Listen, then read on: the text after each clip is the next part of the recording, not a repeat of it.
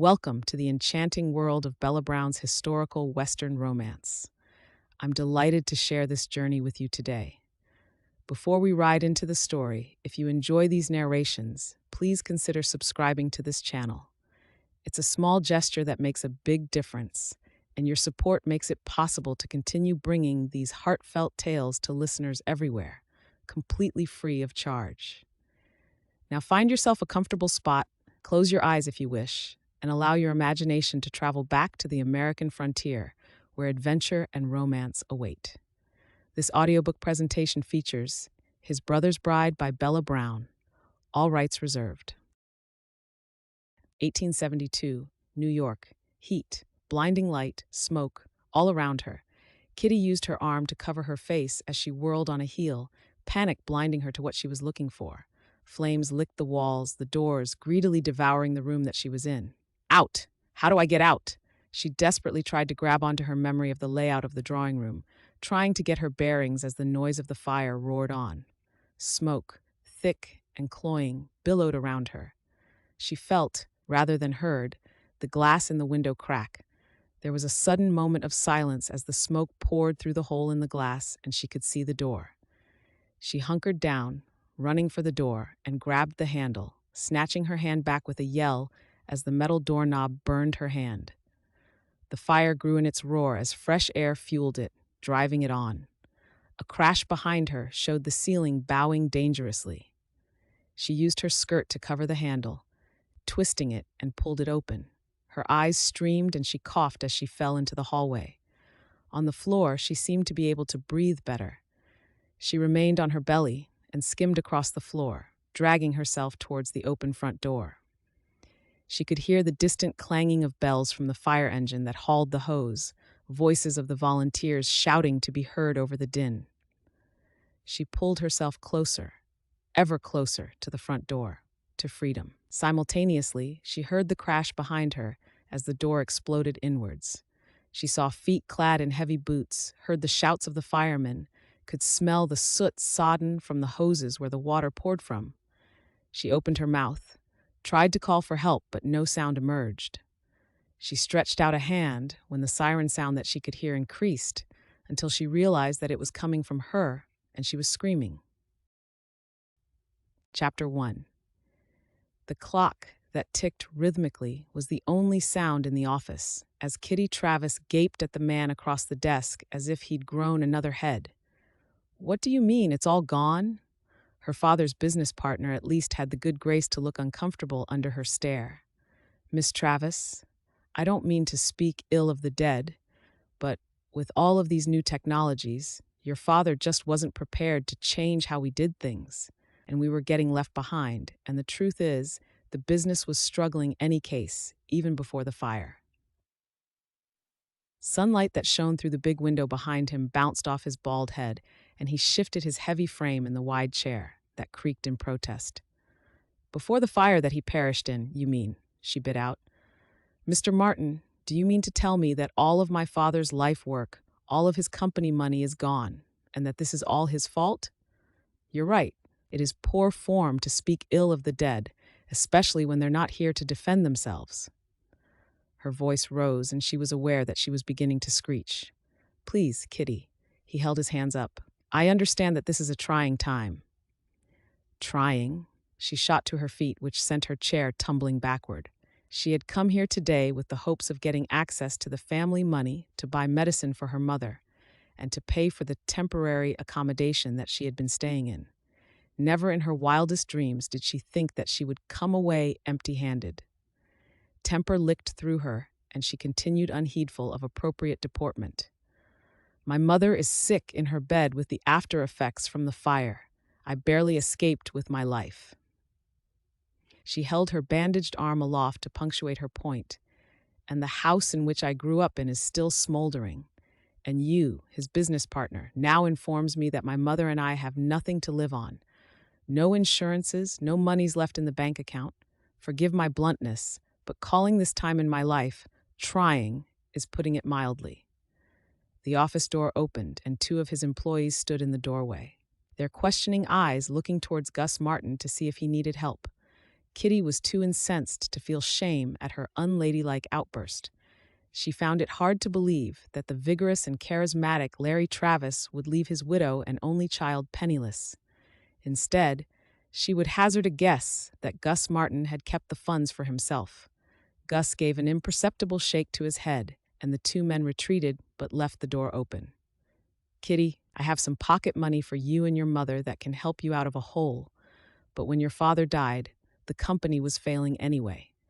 Without his contacts, we have nothing left. I have to try and save what I can for my own family."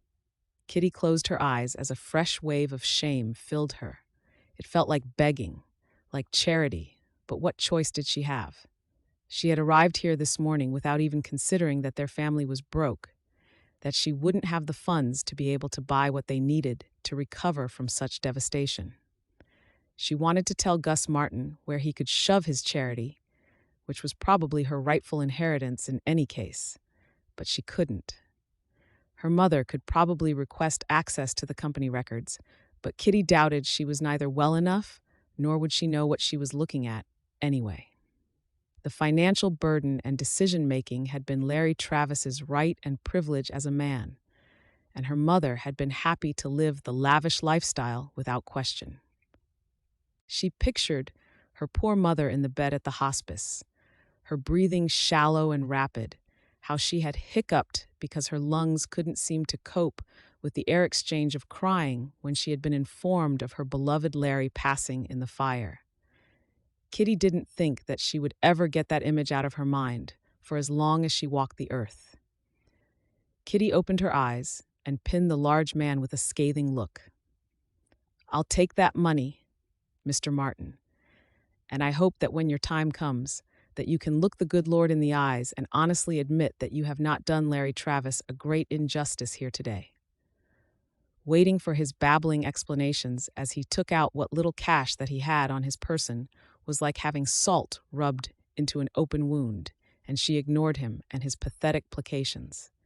She would never be convinced that he'd not committed some fraudulent activity to hide money, not as long as her heart beat in her chest. Anger vibrated around her, and she glared at his proffered hand as he offered more condolences. They felt as empty as she felt, and she turned away from his hand with the notes and coins clutched to her chest. Stood out on the street outside of what had once housed her father's business, Kitty looked around her helplessly. It seemed incomprehensible that the juggernaut of a business had been an illusion, that there really was nothing left. Had Gus and her father been at loggerheads over the business decisions?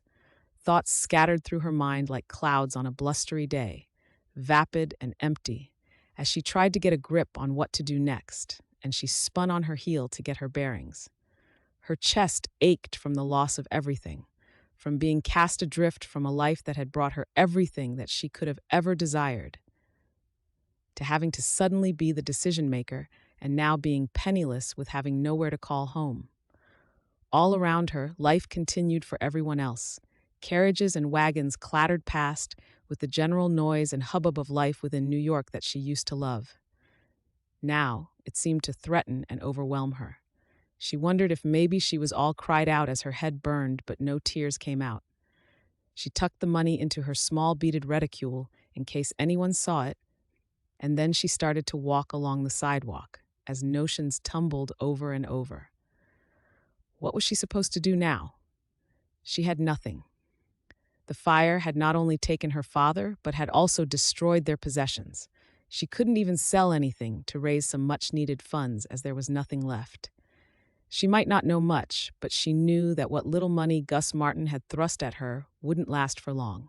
She wandered aimlessly for a while before she became aware of her surroundings and knew that she needed to make some decisions, that she needed a plan on how to move forward.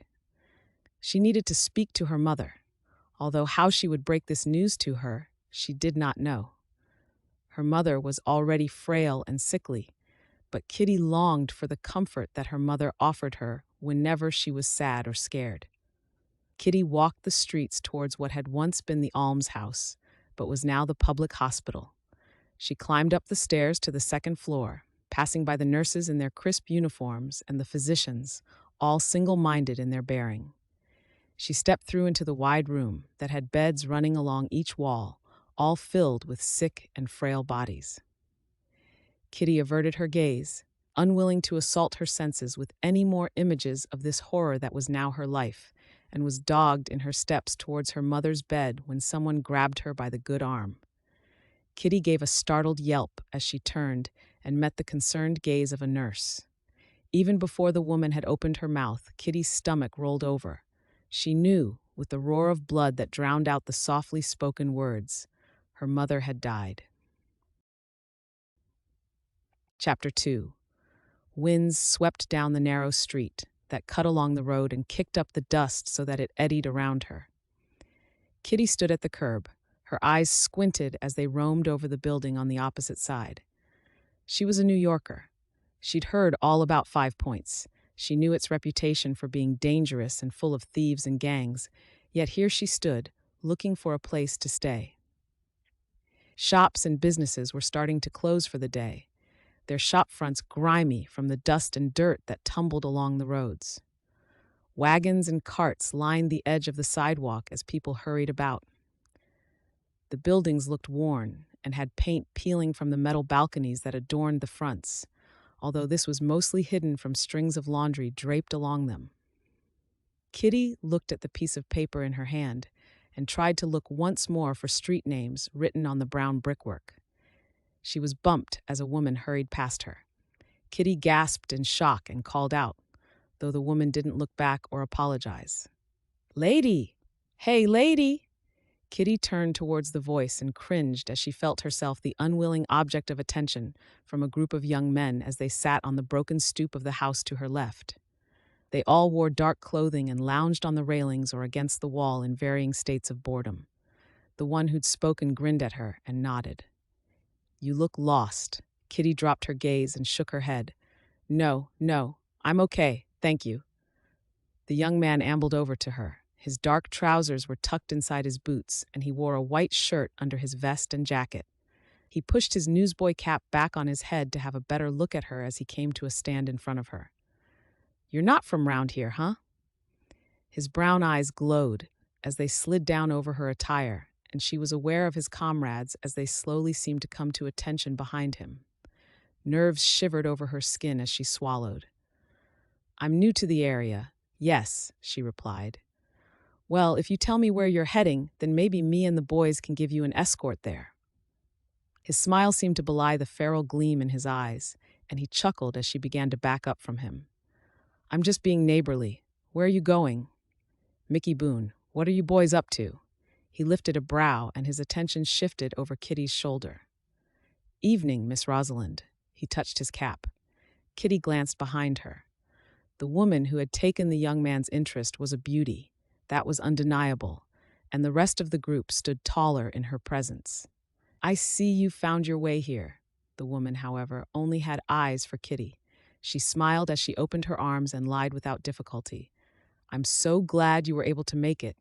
Do you know her, Rosa?" the young man asked, seemingly unwilling to have Rosa walk away. "You boys all stay out of trouble now, especially you, Mickey." Rosa tossed over her shoulder as she sashayed away, her arm looped through Kitty's. "Smile, keep walking, and at least try and pretend you're happy about this," Rosa muttered out of the corner of her mouth as they moved further away from the group. Kitty nodded mutely and plastered a smile on her face. The pair of them passed by the grocer's, the dram shop, and when they got to the bakery, Rosalind stopped. A quick glance up the street told her what she'd suspected, that the boys were still watching them. Rosa grabbed her hand and pulled her into the store. Kitty questioned what she was doing, but Rosa called out a greeting to the baker instead, then chose 2 rolls. After a brief chat with him, she paused by the door and looked surreptitiously through the beveled glass. "Okay, they've gone," Rosa breathed, and she beckoned to Kitty. "Come on." "Thanks, Bobby." The baker acknowledged the comment as Kitty followed her back onto the street. She stopped once out on the road and gave Kitty a grin. "You should be okay now." "Who were they?" Rosa shrugged, wrapping her shawl closer to her as the wind kicked up a notch. "Just some of the local boys. They seemed to scent the new blood.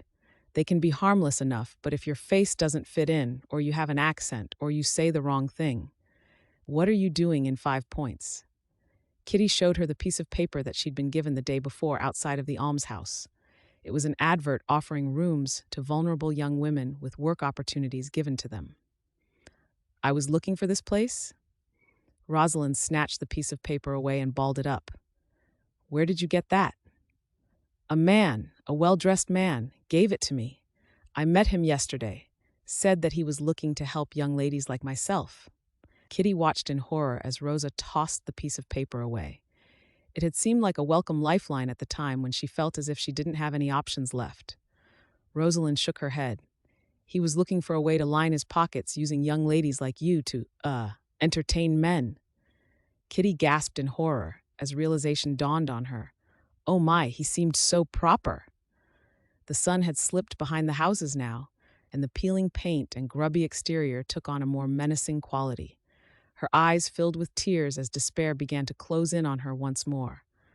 That was my only option. I was at the almshouse as I had nowhere else to go. Now what am I supposed to do? The young girl looked around her as Kitty gave in to the tears. Do you work? She asked her after a few minutes of awkward silence. Kitty shook her head. Have any skills? Again, she shook her head. Do you cook? Kitty sniffed delicately, her eyes rimmed red from crying.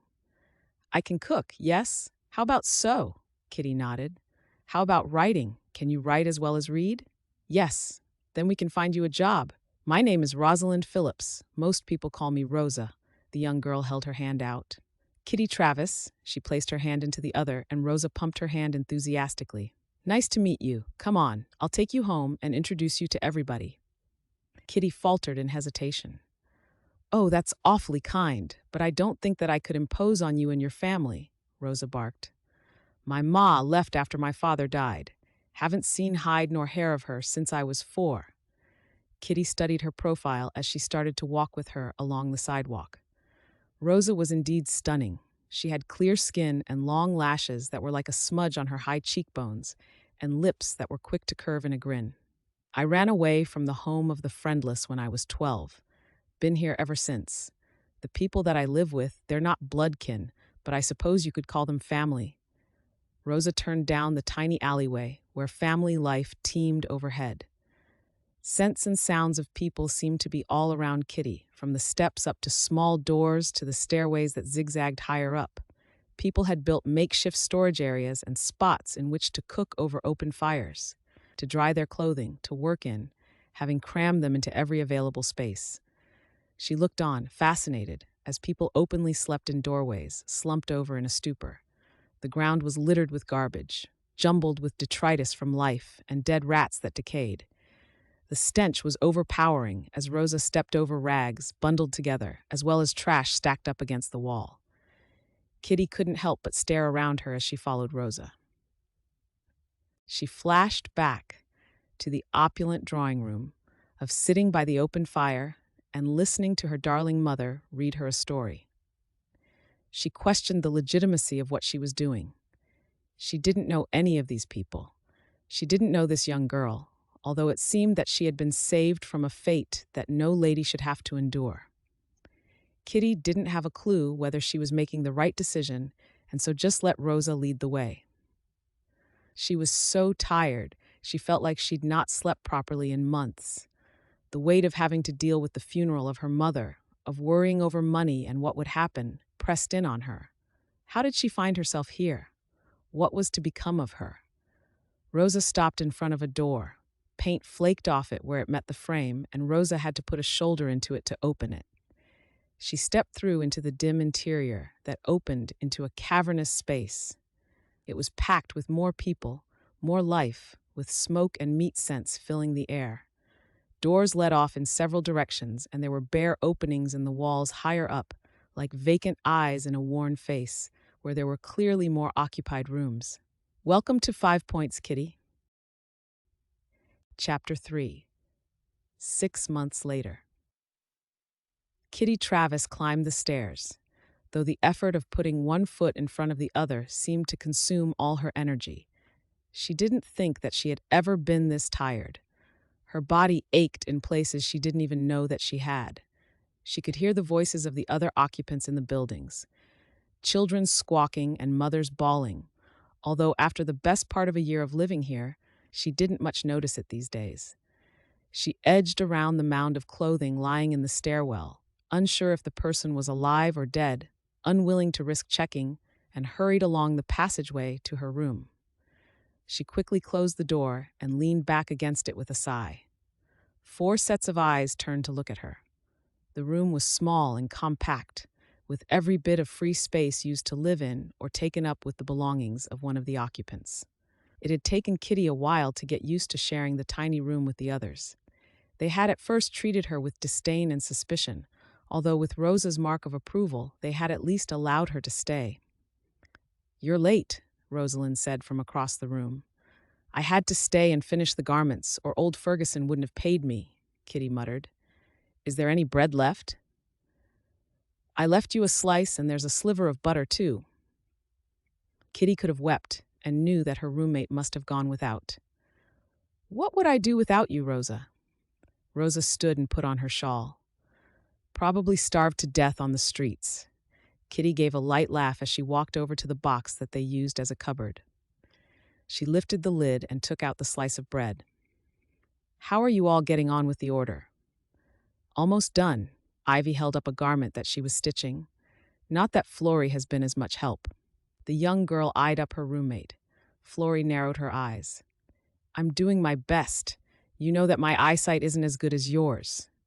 Kitty shook her head and rolled her eyes at Rosa. Ivy and Florrie were bloodkin and squabbled like mad, sniping at each other like it was an Olympic sport.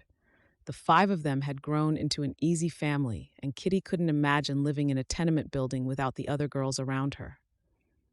They were an assortment of orphans from different backgrounds, trying to make their way through life as best as they could. Rosa, whilst not the oldest, had been put into the position of authority, as she was the one who had been out on her own for the longest. "That's enough," Rosa chimed in now, and the 2 girls just resorted to glaring at each other. "Did Ferguson pay you?" Kitty dropped her coins into Rosa's palm. "He did, although we spent some time dancing around the cutting table as he suggested. Well, you know." Kitty shuddered as she picked up the knife to spread the butter on the bread. At one point or another, the 5 of them had been in work, and the others supplemented their living through the odd jobs that they did at home. The fact that Kitty could read and write meant that she tended to be the first choice when trying to secure work. Kitty could sew like a demon, and Rosa had taken her to the workshop where Ferguson pushed a forlorn-looking group of girls to the nth degree, trying to wring every last drop of life from them if they wanted to be paid. He had taken a shine to her and proposed marriage regularly, much to her horror. His green teeth and lank, greasy hair were enough to turn her stomach, and they regularly danced around the cutting table as he pursued her, insisting that she should be flattered. Prosody rates might. Speaking of admirers, Rosa waggled her brows suggestively at Kitty as she handed her an envelope. "I picked this up for you today." Kitty couldn't help the small smile that crossed her features, along with the frisson of pleasure that the sight gave her. "Oh," she murmured. "Thank you," Rosa chuckled. "I have to go out. You guys play nice and keep the noise down. Get that finished." She spoke to Florrie and Ivy as she reached the door. Kitty knew better than to ask where Rosa was going. She'd been in 5 Points for a long time and knew anyone who was anyone. She'd been on the streets long before she'd been in the children's home and was wily and canny. So Kitty knew that her concern would not only be unwanted, but also unwarranted. Even some of the most vicious gang members knew to stay out of the way of Rosalind Phillips. It was Rosa who had almost coerced Kitty into her current arrangement. She mused as she tucked the thick envelope under her arm and took one of the gaslights into the tiny bedroom that the 5 of them shared. She set down the gaslight and climbed onto the bed. She gobbled up the makeshift meal and pulled the gaslight closer so that she could read the letter. Her fingertips were sore from using her sewing machine all day, but she couldn't help feel the frisson of excitement, which pulled her from the pit of despair that she'd been in for the past few days. She had been writing to the rancher Harlan Burgess for not quite 6 months after answering the advert he'd placed in the Matrimonial Times. It had been Rosa's idea after she had brought home a copy that had been found blowing about in the street on her walk home one day. At first, Kitty had flat out refused the idea, until Rosa had pointed out that the gentlemen callers weren't beating down the doors to her. That, whilst Rosa might be happy and content with her lot in life, Kitty was not, and the only way out of this lousy situation was to find herself a man. Reluctantly, Kitty had agreed. They had read through the adverts together and had then drafted a letter on a sunny Monday afternoon in a fit of girlish giggles and silliness. Unbeknownst to Kitty, Rosalind had then put the penny stamp on and posted it the following day. Once Kitty had gotten over her temper at having felt like she had been pushed into this, she began to listen to Rosa's arguments. Kitty was penniless, working back-breaking hours in the sweatshop, making pants and other garments for that dreadful Ferguson who kept pushing her towards his bedchambers in lieu of work, and it most definitely wasn't the kind of life that Kitty Travis wanted. Kitty knew that without Rosa, she would have almost certainly perished on the street, and now, with her letters to Harlan becoming more serious, she knew that it was a possibility that she would be moving and starting a new life again.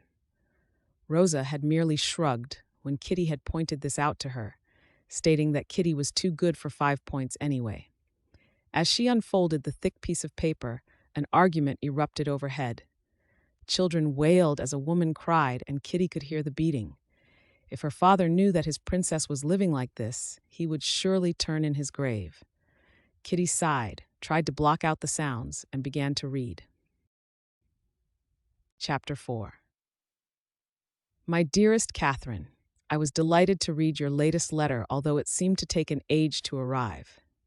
I was driven almost mad waiting on it, and I believe that I have begun to care deeply for a woman I've never met.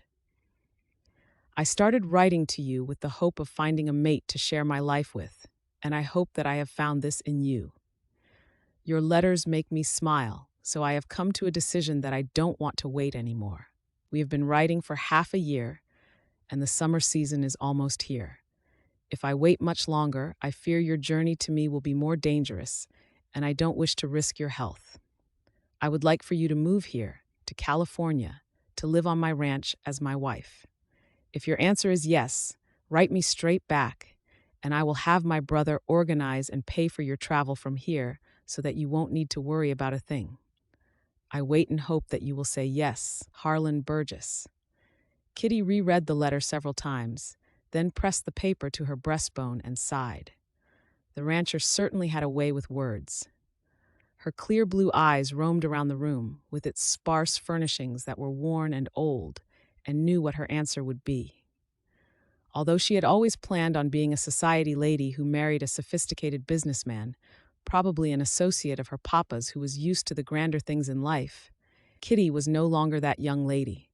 She held her hands aloft, sore and red from the manual work of feeding cloth through her sewing machine, grubby and broken fingernails, working hands, and wondered what her hands would look like after working on a ranch. Harlan was older than she by a good 10 years, but he wrote eloquently and freely of his feelings.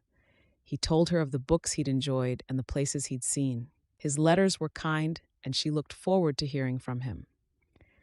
The argument overhead had subsided, though she could still hear someone crying. It made Kitty feel sad, and she wondered, had her neighbor's husband always been so cruel? She stroked a fingertip over the neatly printed script of Harlan's name, as if she could draw a sense of the man who'd written it. Would he strike her, as was his right, when he came home drunk? Would he berate her when she had done nothing wrong? Kitty lay back on the bed and wished that Rosa were here so that she could share these thoughts with her friend. And then she smiled. She knew exactly what her daring, fearless friend would say. You'll never know if you don't try. I can't believe where the past 6 weeks have gone, Kitty said. She felt the sting of tears at the back of her eyes as she faced Rosa for what felt like the last time ever. They were stood on the noisy platform as the train sat on the tracks, hissing and burping smoke that billowed from the chimney, filling the platform with noxious fumes. All around them, men called out as passengers loaded into the carriages. Kitty was filled with a sense of dread as the future loomed before her, unknown and not planned. What if I am making a huge mistake? Rosa rubbed a gloved hand up and down her arm. I can see those doubts clouding your mind from here. She muttered, if he's a dreadful husband, you can come back. There's always plenty more men. Kitty knew that if she asked for help, Rosa would be there for her. If I write to you, will you write back? I'll see if I can squeeze you into my busy life, she chuckled. Of course I will write to you. This isn't goodbye. She opened her arms and Kitty stepped into them, holding her friend tight. May God bless you, Rosa, and keep you safe. I will pray for you every night. I'm not sure that he will listen to you as far as my welfare is concerned. Kitty stepped back. He brought me to you, didn't he? And I would surely have perished without your kindness. I shall never forget you. The whistle blew loud and shrill, cutting off Rosa's response. Ma'am, you need to get to your seat, the station master told them as he hurried by. Kitty cast a glance down the platform and noticed that they were the last two standing there. That's my signal, then. She bent for her carpet bag and felt a wave of nostalgia, almost as if she had come full circle from the day that she had met Rosa in front of the tenement building. Rosa grabbed her for one last hug and then rushed away, but not before Kitty caught the tears shimmering in her friend's dark eyes. Kitty smiled and stepped through the carriage door that the man held. For all her tough, brusque mannerisms, it turned out that Rosalind was a big softy deep down. The train from New York took a week. It was long and arduous. Kitty had worn her only Sunday best dress for traveling, if only to make a good first impression. The maroon material suited her complexion well and set off her slender frame. She stayed in her carriage and hardly spoke to any of the other passengers. Afar from the familiar sights of the city, her apprehension of the unknown gripped her once more to the point of nausea. She tried to recall the assurances of Rosa, but the further she moved away from her old life, the less easy it became. So, she reread Harlan's letters, wanting to take comfort in his words and to believe that she was doing the right thing. She prayed hard every night, asking for our Lord's guidance and blessing to give her the strength she needed to make this journey alone. She had a picture of the rancher in her mind, and she closed her eyes at night, holding on to the images she'd conjured up. Harlan had described himself as an older man who was handsome and a successful rancher.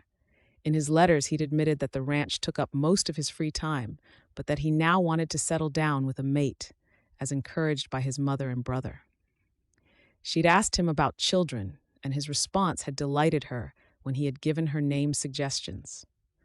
Outside, the spectacular scenery rolled past her window, ranging from mountainous views to where she couldn't see the valley floor, where the train left small puffs of clouds as it climbed along the precarious rails that were carved into the gray rocks, to where green hills rolled away to flatter views of sand, endless sand, and a sky so blue she wasn't sure where the earth ended and heaven began. It was late in the day when the train finally jerked to a stop. Kitty took a moment to stretch as she stepped down onto the platform, and other passengers milled about her. She had her carpet bag in her hand and lifted the other to shield her eyes against the low-setting sun. She was unsure which way to go and was looking around her in confusion when her skin began to tingle into awareness. It was a strange sensation, akin to being touched, but not in an uncomfortable way. She was being watched. Chapter 5. Her eyes swiveled in her head as she followed the crowd, and she settled upon a cowboy who lounged indolently against a wagon. His hat was pulled down low over his face that shielded his eyes from the sun. He had a strong jawline that was darkly tanned. Kitty felt her pulse skip as she waited in the street, wondering if Harlan was delayed at all. She was aware when the strange man straightened up and pushed away from his wagon as he ambled towards her. His lips curved in a smile, and Kitty felt her cheeks bloom pink under his scrutiny, and she looked away, readying herself to dismiss his attentions. In New York, unwanted attention had been easy to dismiss, as she was always around the safety of people that she knew. Here, she was alone. Although she wasn't the beauty of Rosalind, she knew that she could be described as pretty. She had brown hair that was given to blonde tints in the sunshine, and light green eyes that could appear hazel in some light. She had a slender frame and had a creamy complexion that was given to flush when she was self-conscious. She could feel the heat in her cheeks now as she pretended to look about her as if she hadn't even noticed the handsome stranger. "Miss Travis?" He removed his hat and jet-black curly hair tumbled over his forehead. She swung wide green eyes to him. Up close, he was even more breathtaking, and when he fixed her with those clear gray eyes, she swallowed audibly. He was tall as well as broad, and she felt dwarfed next to him. Her mouth was dry, and so she had to nod her answer as she didn't quite trust her voice. "My name is Jesse Burgess," he nodded. "Harlan is my brother. He's asked me to meet your train as he's held up on the ranch. The wagon is just over here if you'd like to follow me." "Oh, okay," she murmured, and followed his lead. Emotions tormented her as she walked behind him. What was wrong with her? She'd never had a reaction like this to a man before. She took in a breath as she handed him her carpet bag to his outstretched hand, which he put into the back of the wagon. "How was your trip?"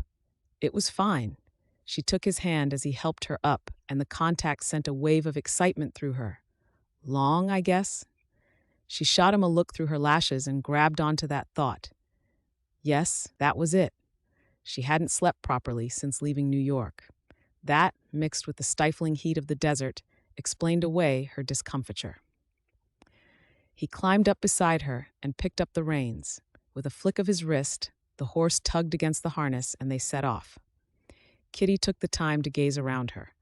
All the buildings were mostly wooden, although some of them had dusty brick foundations, and they were dotted crudely along the edge of the main street and butted up against a boardwalk. It was a busy town, with people lingering about to chat or hurrying about on their business. She wasn't sure what she was expecting, but there seemed to be a riot of shops and businesses lining up. A hotel, a couple of saloons, and a bank, a blacksmith, a saddlery, and a general store that seemed to double up as a hardware store and a post office. There was the candy-striped red and white pole outside of the barber's that had a hitching post out front. Is it very different to New York?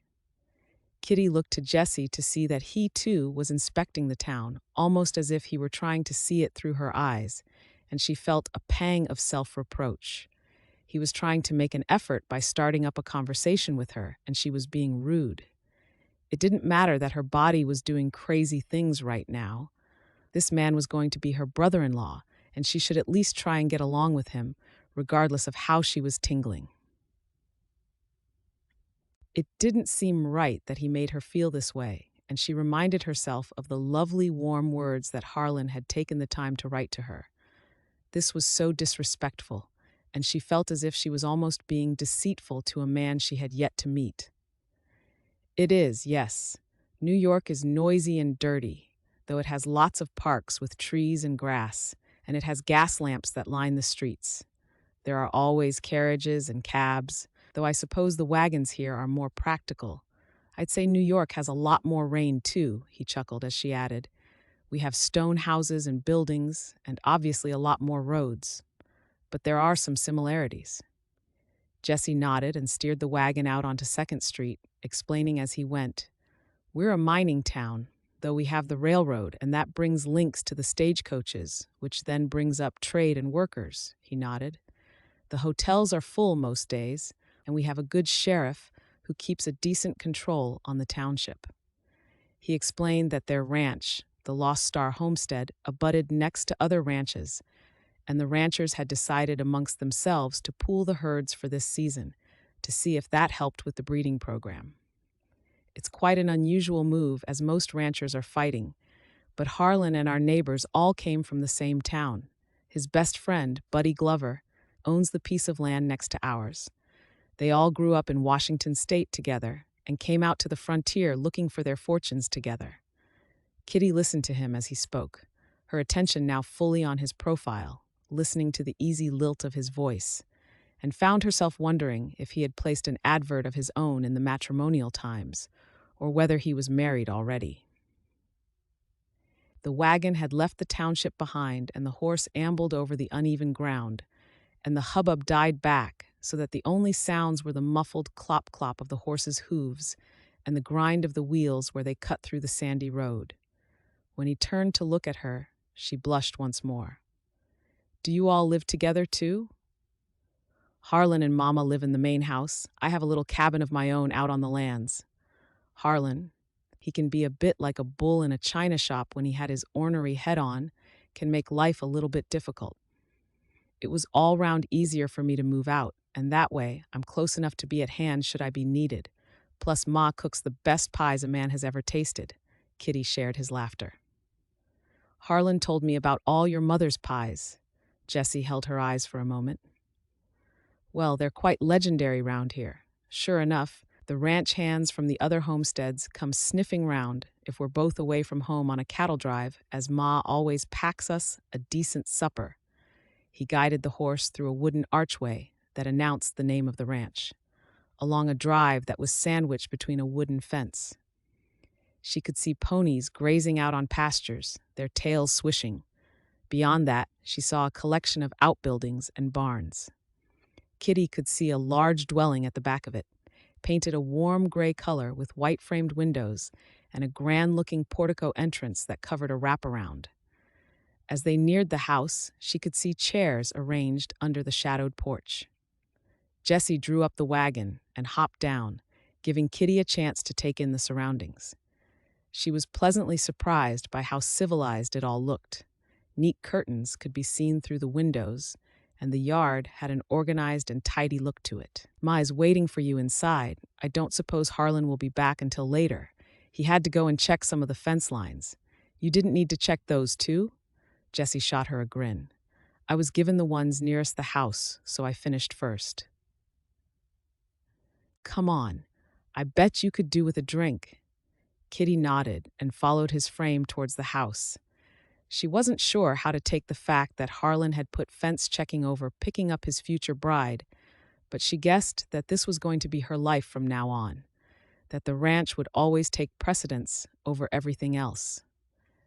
Stepping into the cool interior of the house was a welcome relief, and Kitty gasped at how charming and homely it was. Wooden flooring gleamed in the low light, and furniture was covered with pretty textiles that matched the fabric on the chair and the low seat. A small worn rug was placed next to the fireplace, and a window was open on the far wall to allow a soft breeze to blow through the room.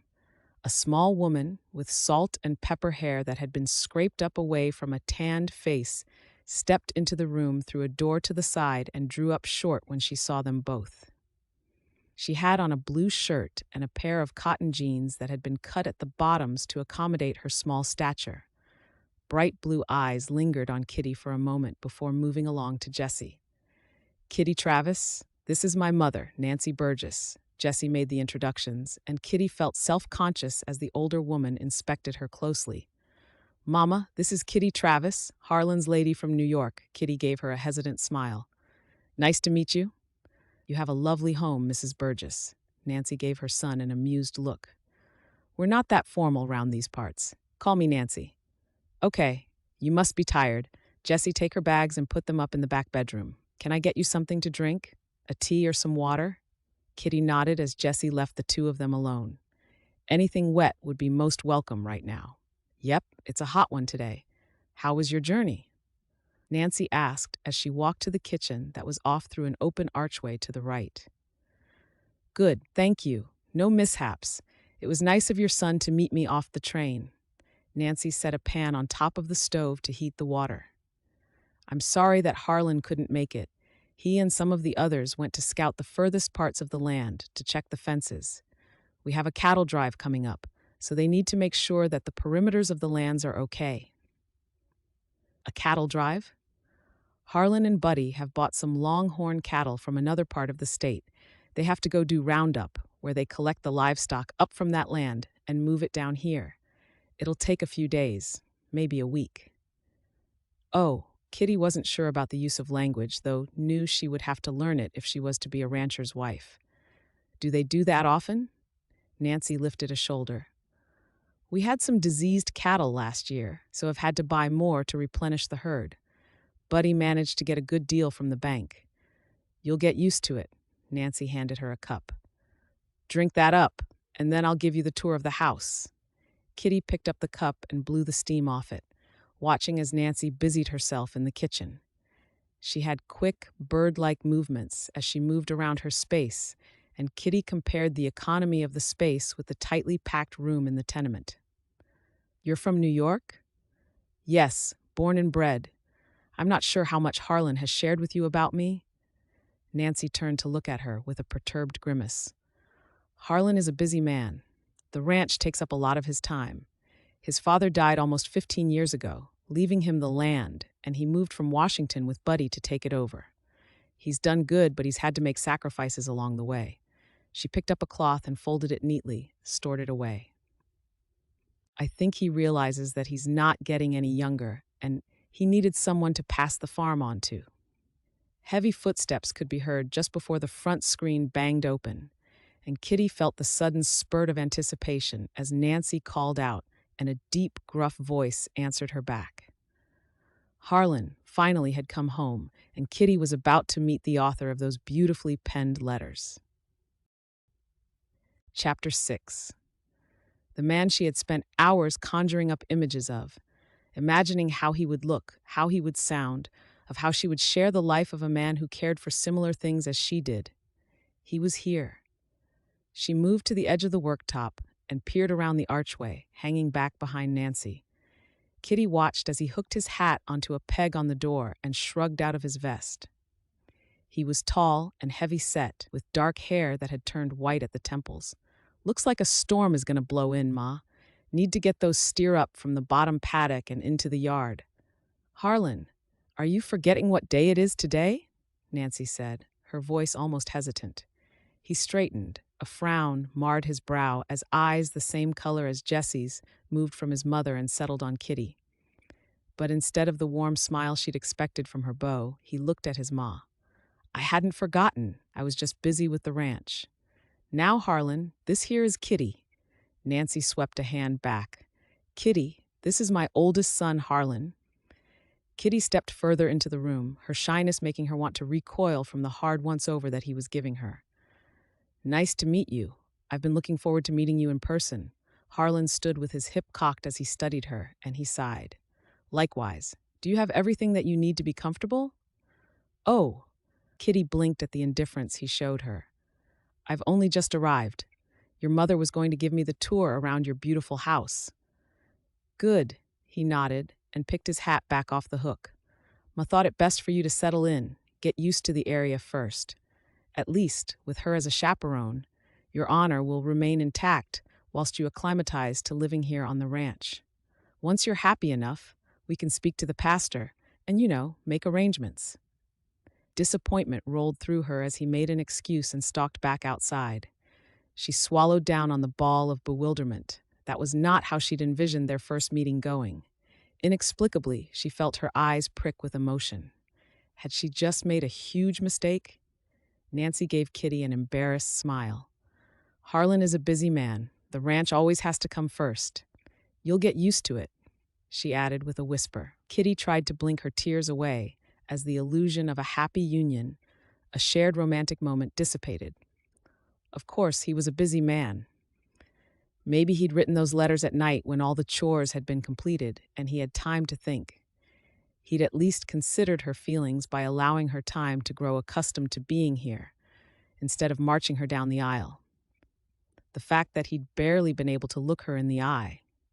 He was perhaps a shy man and didn't want to let his mother know about how sweet and kind he'd been with his written words. After all, he seemed like a tough, hardened individual. He would just need time to soften up and get to know her. Kitty followed Nancy through the neat house, made what she believed were happy and encouraging sounds as Nancy opened the doors to introduce the rooms and their purpose. Several times, Nancy indicated that, as Harlan's wife, she would be free to change any of the rooms about, should she so wish. Right at this moment, though, Kitty could barely hold her scattered thoughts into a coherent opinion. Once again, she was far from what she'd grown accustomed to, from what she knew, to start her life anew. "Are you all right, Kitty?" She looked at the older woman and pasted a thin smile onto her face. "I feel fine, but I think that all the traveling and the upheaval is maybe catching up with me." Nancy rubbed a hand down her arm. "You do look a bit peaky." "Here."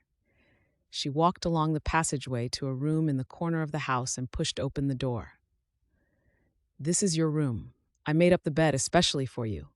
Why don't you have a nice lie down? Get some rest. Might put some color back into your cheeks."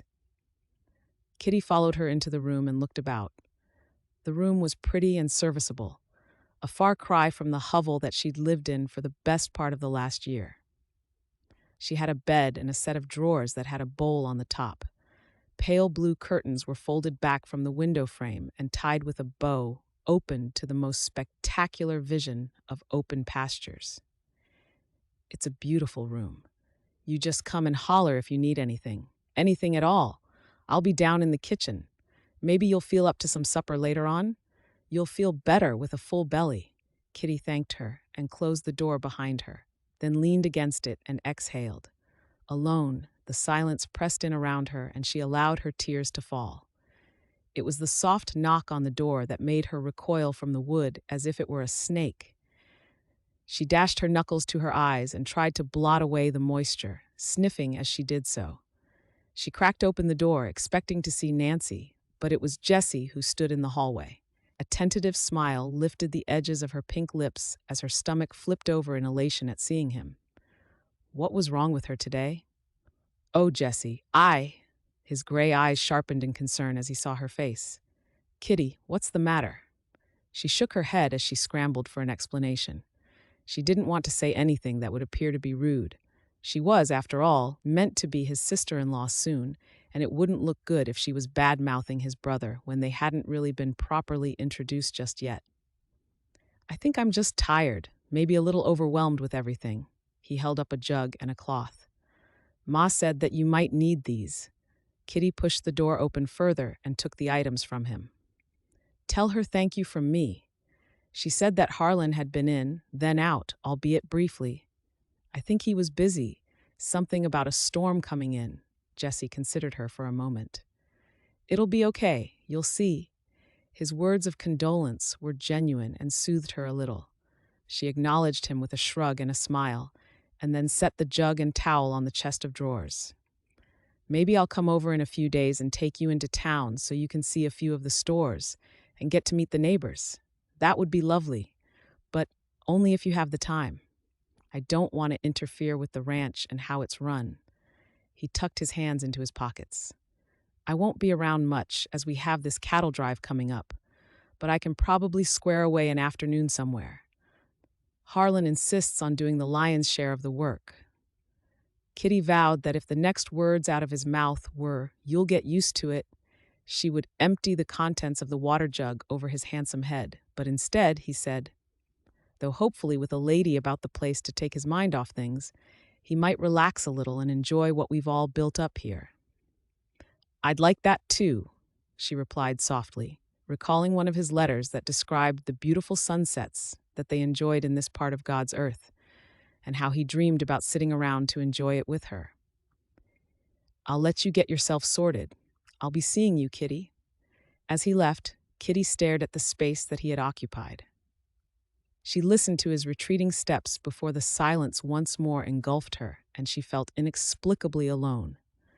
She had chosen to come here. She believed that she had wanted this life. She crossed to the bed and sat down, as exhaustion pulled at her. She towed off her boots and lay back on the bed, her eyes drawn to the cloudless sky through the window. The warm breeze that wafted through the open window and carried on it the sounds of the ranch, the low of the steer as she heard the ranch hands calling to each other. When she had pictured her future as a small child, she hadn't ever envisioned being thousands of miles away in a strange land with its dusty plains and endless skies. She closed her eyes as she told herself that Harlan would be different tomorrow, that she would feel different after some decent sleep and food. She would take a quick nap now, as she was just so dog-tired. Chapter 7. Kitty opened her eyes and blinked owlishly into the room, and for a moment she had to think where she was. Texas. Harlan. She dragged a hand over her face to try and wake herself up a bit. Outside, the sky was just starting to wake as the crimson dawn could just be seen at the bottom of the window frame. Realizing that she'd slept all night, she elbowed her way into a sitting position. She was chilled and rubbed her arms to warm herself up. First things first, she made use of the chamber pot that she found pushed under the bed, not wanting to go traipsing through the house to the outhouse in case she woke anyone. She walked to the window and gasped at the colors that were streaking the sky. It was as if it had been painted just for her, and she felt her heart swell at the wonder of how beautiful the earth was. She could make out the shadows of the cattle and horses in the corral, and the other squat buildings that surrounded the homestead, and began to wonder how it all worked together. She would oversee the house. That would be her responsibility as Harlan's wife, though she wanted to know about the business of it all. She didn't want to be like her mother, ignorant of how the family business was run. She wanted to be involved, to help grow the ranch. Surprised at her determination when everything had seemed so bleak to her last night, her resolve to get to know Harlan came bursting forth. He had seemed so open and honest in his letters. She knew that she just needed to overcome his shyness to get to know the man. She washed herself in the bowl and brushed her hair, weaving it up and away from her face, as she could already feel the heat of the day building. She made her way down the stairs, pictured herself cooking him a decent breakfast and having him smile at her, but instead she pictured Jesse's smile. She shook her head and rounded the bottom of the stairs, only to pull up short when she saw Harlan already sat at the kitchen table. He lifted his head and leaned back when he spotted her. Instead of the warm smile she'd anticipated, he appeared uncomfortable as he nodded to her. She suppressed her sigh. "Good morning, Harlan. It was a beautiful sunrise this morning." "Miss Travis," he sipped at the cup in his hand. Did you sleep okay?" She smiled and nodded enthusiastically. "Missed supper and everything. I think it was the combination of traveling and all this fresh Texan air that did it. Can I get you anything? Your mother did a rudimentary orientation of where things were kept yesterday." "I'm fine," he muttered. She tried again. "Is that coffee?" He pointed to the pan on the stove. "Help yourself." She passed by him where she sat, took a cup from the shelf, and tipped some of the fragrant liquid from the pan. She turned to lean back against the cupboard and studied him through her lashes. He was certainly older than she had imagined, though she wondered if that perpetual scowl on his brow ever softened. She remembered what Jesse had said about him last night, about always putting the ranch first, and wanted to share some of the burdens of his worry. "Did you manage to bring the cattle in? You said something about a storm." He stood abruptly, the sudden movement giving her a bit of a start, and stalked to the sink. She watched him, though he placed his hands on either side of the sink and stared through the window in front of him. "We don't have to do this, you know." "Pardon?" "This," he snapped at her. He looked at her and she recoiled at the irritation in them. "Look, none of this was my idea. This was my mother going on how I needed to find someone. I thought about it and realized that she needed some help around here. Placing the advert seemed a way to find a solution." Kitty stared at him. "I don't follow you. The advert should have said a housekeeper, not a bride." Tears stung as they filled her eyes. "Your letters, those things that you wrote, you said you were looking for a bride and that you wanted to start a family. I left New York because of those letters. I thought we had something special." He straightened up and broke the look as he turned back to the window. "I guess I changed my mind. You're welcome to stay here. We can give you a wage to help my mother out, but that is as much as I want to give you." "I'm sorry." Long after he had stalked away, Kitty stood at the countertop as her hopes and dreams of what a life would look like with Harlan Burgess shattered. He'd been so cold and so final. What was she supposed to do now?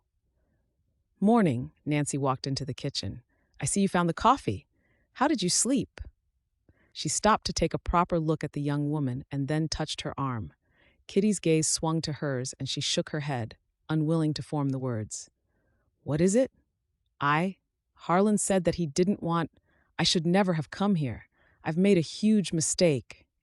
Her bushy brows knitted together as she settled the young girl into a chair at the kitchen table and asked for an explanation. She poured herself a cup of the dark liquid and sighed as she sat, too. Oh, I was afraid of this. Kitty gave her a sharp look. Of what? Nancy drank, her eyes not leaving Kitty's. It's true that it wasn't Harlan's idea. There are a few local people who have found partners through those types of adverts, and most of them have been successful.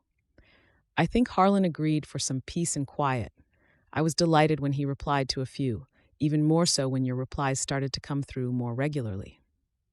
It was all going well until the day before your train arrived, and then, well, he seemed to just panic.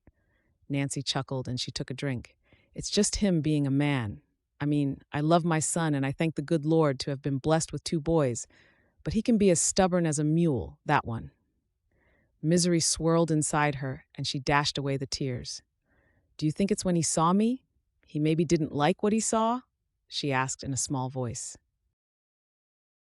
Chapter 8. Nancy took her hands and waited until Kitty met her steady gaze. No, that's not the case. He's just good and scared. Now, you can stay on here. Help me, as truth be told. I could really lend a hand on some things. Let him get used to you being here, and then let him come to you. What do you think? Kitty sniffed loudly and looked out of the window, thinking about the little money she had tucked away in her carpet bag upstairs. That wouldn't be enough for a ticket home, not even halfway back there.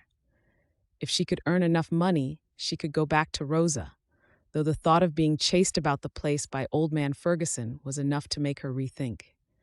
Maybe she could find another advert, start up another friendship. But even the thought of that repulsed her.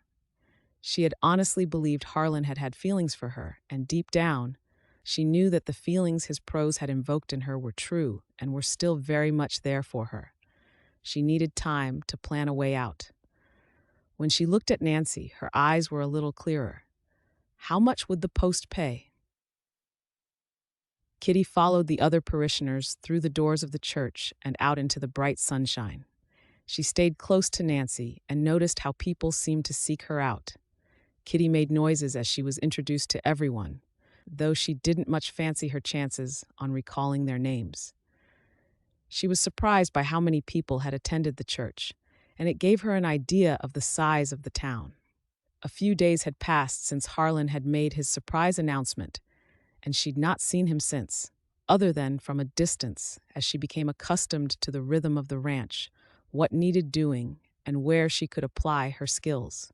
The wage that Nancy had offered her was generous, and she suspected that some of that was guilt at how her firstborn son had treated the young woman who'd trekked halfway across the continent, only to be rejected by him. Her initial shock had now evolved to slow-burning anger. She felt like she had been duped. He was older than he had made himself out to be, and he wasn't the kind and giving man that had been in those letters. She felt that she had been part of a fantasy for him, and that burned like a stone in her shoe. Kitty was listening to Nancy chatting to another rancher's wife when she heard a bark of laughter, rich and generous in its timbre. She turned and was astonished to see that the sound had come from Harlan. He was chatting to a well-turned-out lady in a lilac dress, and he nodded enthusiastically to something that she said. She stared, fascinated by his animation, and tilted her head as she watched the exchange between the two of them. Jessie stepped into her line of sight, taking her attention away from the couple. "Morning, Miss Travis." Kitty couldn't help the smile that bloomed across her face as she looked up into his. "Good morning, Jessie. How are you?" His gray eyes twinkled. "Fine, thank you for asking. How did you find your first service here at the Sacred Heart?" Enlightening. Her eyes ran over the church building, taking in the small tower that had a bell in it. "It's such a quaint building, and the preacher was entertaining." "That's good. Are you settling in okay?" She hadn't seen Jessie since her first night in town, as she had retired to her room early most nights, taking her supper in her room to avoid Harlan.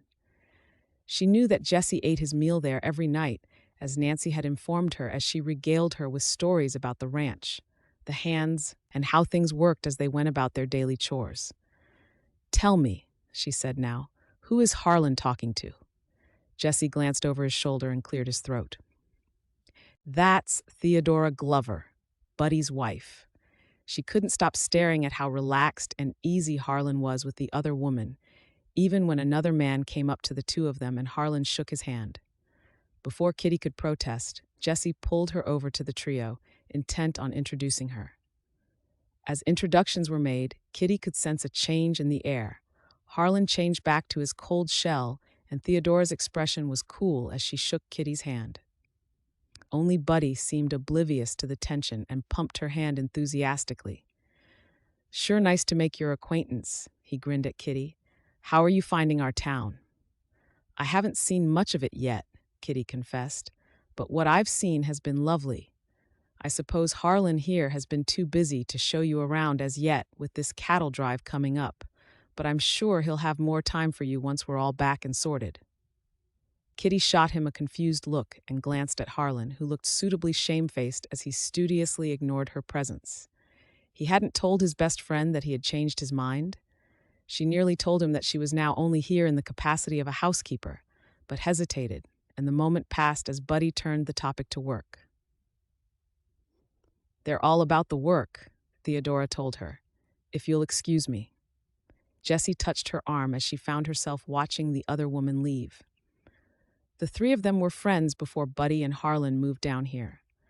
Theodora and I followed them a year later once they had established the land a bit. They've always been a little group.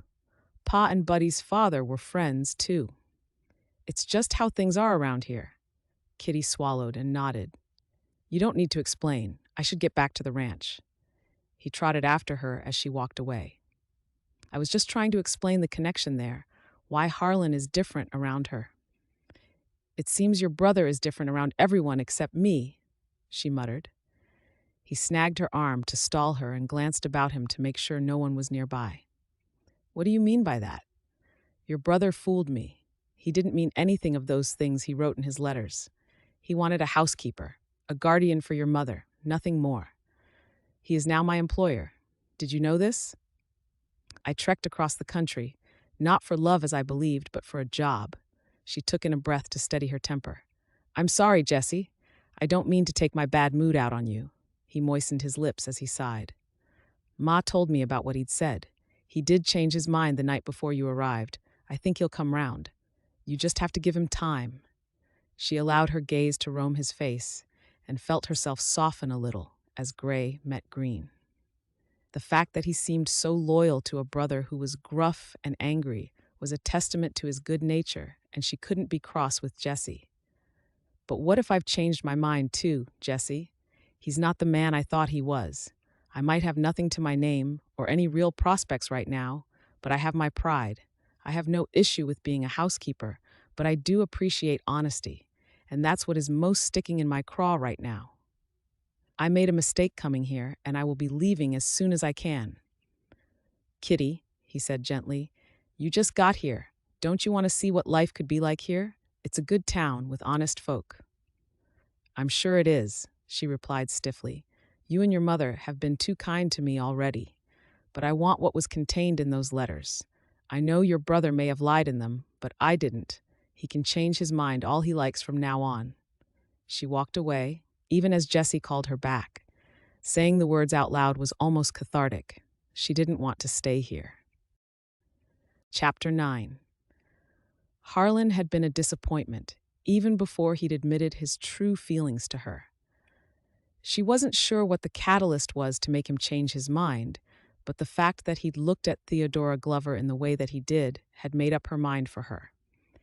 She joined Nancy, and they walked back to the buggy together.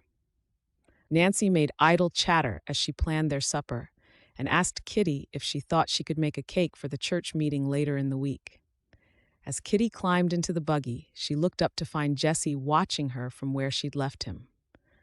Her breath caught in her chest as sensation exploded across her skin, the same sensation that she'd had when he'd met her off the train. As her body zoomed to awareness, she cleared her throat and seated herself, feeling the heat climbing her cheeks. A quick glance told her that his contemplation was still on her. She held his stare as Nancy clicked her tongue and the horse moved off. If there was a reason to stay on here, it would be for Jesse Burgess, though she knew that his loyalty would, and rightfully should, be towards his brother. Staying on here, even for a short while, would be difficult if her body betrayed her, so whenever the cowboy chose to look at her. As they rounded the bend in the road and their contact was broken, she wished that he'd been the one to place the advert. "Hey there, Miss Kitty." Kitty turned to look at Dylan as he ambled over to her. She didn't think that ranch hand would ever be capable of rushing. Even his words seemed to dawdle out of his mouth. "Good morning, Dylan. New outfit?" She glanced down at her attire. "Well," she shrugged, "I've been here for almost a month now. I thought I should at least try and fit in with the locals." She brushed at the trousers that she'd made from material bought in town. Whilst it wasn't very feminine, she was less inclined to have to try and impress anyone anymore. It wouldn't float in New York society, a woman in a man's getup, but it's more practical for working on the ranch and for riding. His lips lifted on one side as his eyes traveled appreciatively over her. "Definitely no city girl in you in that." She laughed self-consciously. Although it had only been a matter of weeks since Harlan had rejected Kitty, and it still burned her, she had thrown herself into life on the ranch. She helped Nancy where she needed it, which seemed mostly with the practical tasks around the yard that the men were too busy or too lazy to do. She'd taken riding lessons from Dylan, who'd paid her more attention than most. Whilst she welcomed the friendship, the rate at which she was earning meant that it wouldn't be long before she would have enough for her ticket home. "Are you all nearly ready to leave?" "Yes, ma'am." Dylan replaced his hat and settled it on his head. This cattle drive had been all that the ranch had been talking about for weeks. It would take a few days of straight riding to go and collect the steers, and longer still to bring them back. "We should be back by a week Tuesday, God willing. Maybe you'll let me take you out and show you the river when I get back." She smiled as she lifted a brow. "I've seen the river, Dylan." He rested a forearm on the top fence rail, pressed his hat back with his free hand as he leaned forward. "Not the place I'm on about." Jesse cleared his throat as he stepped into the middle of them both. "The river's wet wherever you go, Dylan. Go help Price with the wagon, will you?" "Yes, sir," Dylan mumbled, and he skulked off. Kitty frowned as she turned to Jesse and was about to chastise him when he stepped closer to her. And words abandoned her, as they always seemed to do when he looked at her that way. She gulped as her heart kicked up a beat. "Price is staying to help you and Ma with the place. He's old, but he's knowledgeable. There's also a few of the workers staying behind on Buddy's place, and they'll be popping in to check on you both." It took her a few moments for her mind to switch gears. Whilst his gaze glittered at her and her body vibrated in a different message, Jesse was being practical. "Do you think that you can stay out of trouble until I get back?" "What does that mean?" she sniffed. His gaze raked over her. "Stop distracting the staff," he said, and seemed annoyed, but then he said, "I like you in the new outfit." Her mouth opened, but her retort was cut off as Harlan called on Jesse, and they both watched him walk over. "Buddy and his team are meeting us at the foot of the pass. We should get going if we're to make the first camp place before dark." Jesse nodded and put his hat on. "I'll be seeing you, Kitty," he told her. Harlan plopped his hat on and cleared his throat, drawing her gaze from his brother. "I've noticed the hard work that you've been putting in around here." He waited until she met his steady gaze with a cool one of her own. Having him up close to her, when she'd spent many months fantasizing about him and his fancy words, she had to remind herself that she was annoyed with him still over the way he'd rejected her. "Ma said you've been a big help to her. The staff tells me you're taking an interest in the ranch, learning to ride, and I just wanted to let you know that I've seen it," he said, clearly ill at ease. She narrowed her eyes at him. Where was he going with this? He'd barely spoken 2 words to her since the day after she'd arrived, although she had started to eat with the family at supper time, so he'd had the opportunity to say these things to her then. She'd noticed that he had no such qualms in speaking freely to Theodora Glover every Sunday at church. Though before she could say anything, he walked away, following Jessie towards where the rest of the men were gathered. And right there and then, with both brothers causing different feelings in her as they had their backs to her, Kitty was more confused than ever before. Kitty hauled the 2 buckets of feed up over the rail and tipped them into the tank on the other side, chatting to the hogs as they snuffled through the contents. She straightened and took off her hat, then used it to fan herself. It was still early, but the heat was already climbing. The past week had gone by in a blur as the farm tasks had fallen mostly to Price and Kitty, with Nancy running the home. Between them, they had fallen into an easy rhythm, and Kitty was enjoying the hard graft more than she cared to admit. Her hands were sore, not from the machine any longer, but from practical work that exhausted her. The yard was quiet, and she wondered if she was looking forward to hearing the clamor of people once more, or if she preferred the quiet calm. And when she sat on the rocking chairs on the porch at the end of each long day, as twilight fell, long after the stunning sunsets that she'd spent hours dreaming about as Harlan had waxed lyrical about them, she began to imagine what her life would be like if she chose to stay on here. And when she fell asleep, she dreamed fitfully about gray eyes that went from being calm and kind to being cold and brutal. Yet, every time she woke, with a sheen of sweat on her, it was Jessie's name on her lips. She plonked her hat back on as she pulled her focus back to the task in hand. She was heading towards the feed shed when the sound of thundering hooves drew her eyes to the horizon. She could make out a wagon, the telltale dust kicking up in its wake as it made its way along the drive towards the house. She could see a rider in front, arms flapping as the horse made a beeline for the house, the rider waving his arms, and as he got closer, Kitty could hear his shouts. Price came to stand next to her, hand on his hips. "This don't look good," he muttered. "Who is it?" she asked. "One of Buddy's men," he replied, crossing to open the gate, and waited for the rider to slide to a halt at the fence line, already dismounting before the horse had stopped. "It's bad," he said breathlessly. "Real bad." "What's happened, Sam?" "There was a stampede," he replied. "Something spooked them good and proper. We drove them hard all day yesterday, trying to get them so they were all sleepy and calm. We'd made camp for the night.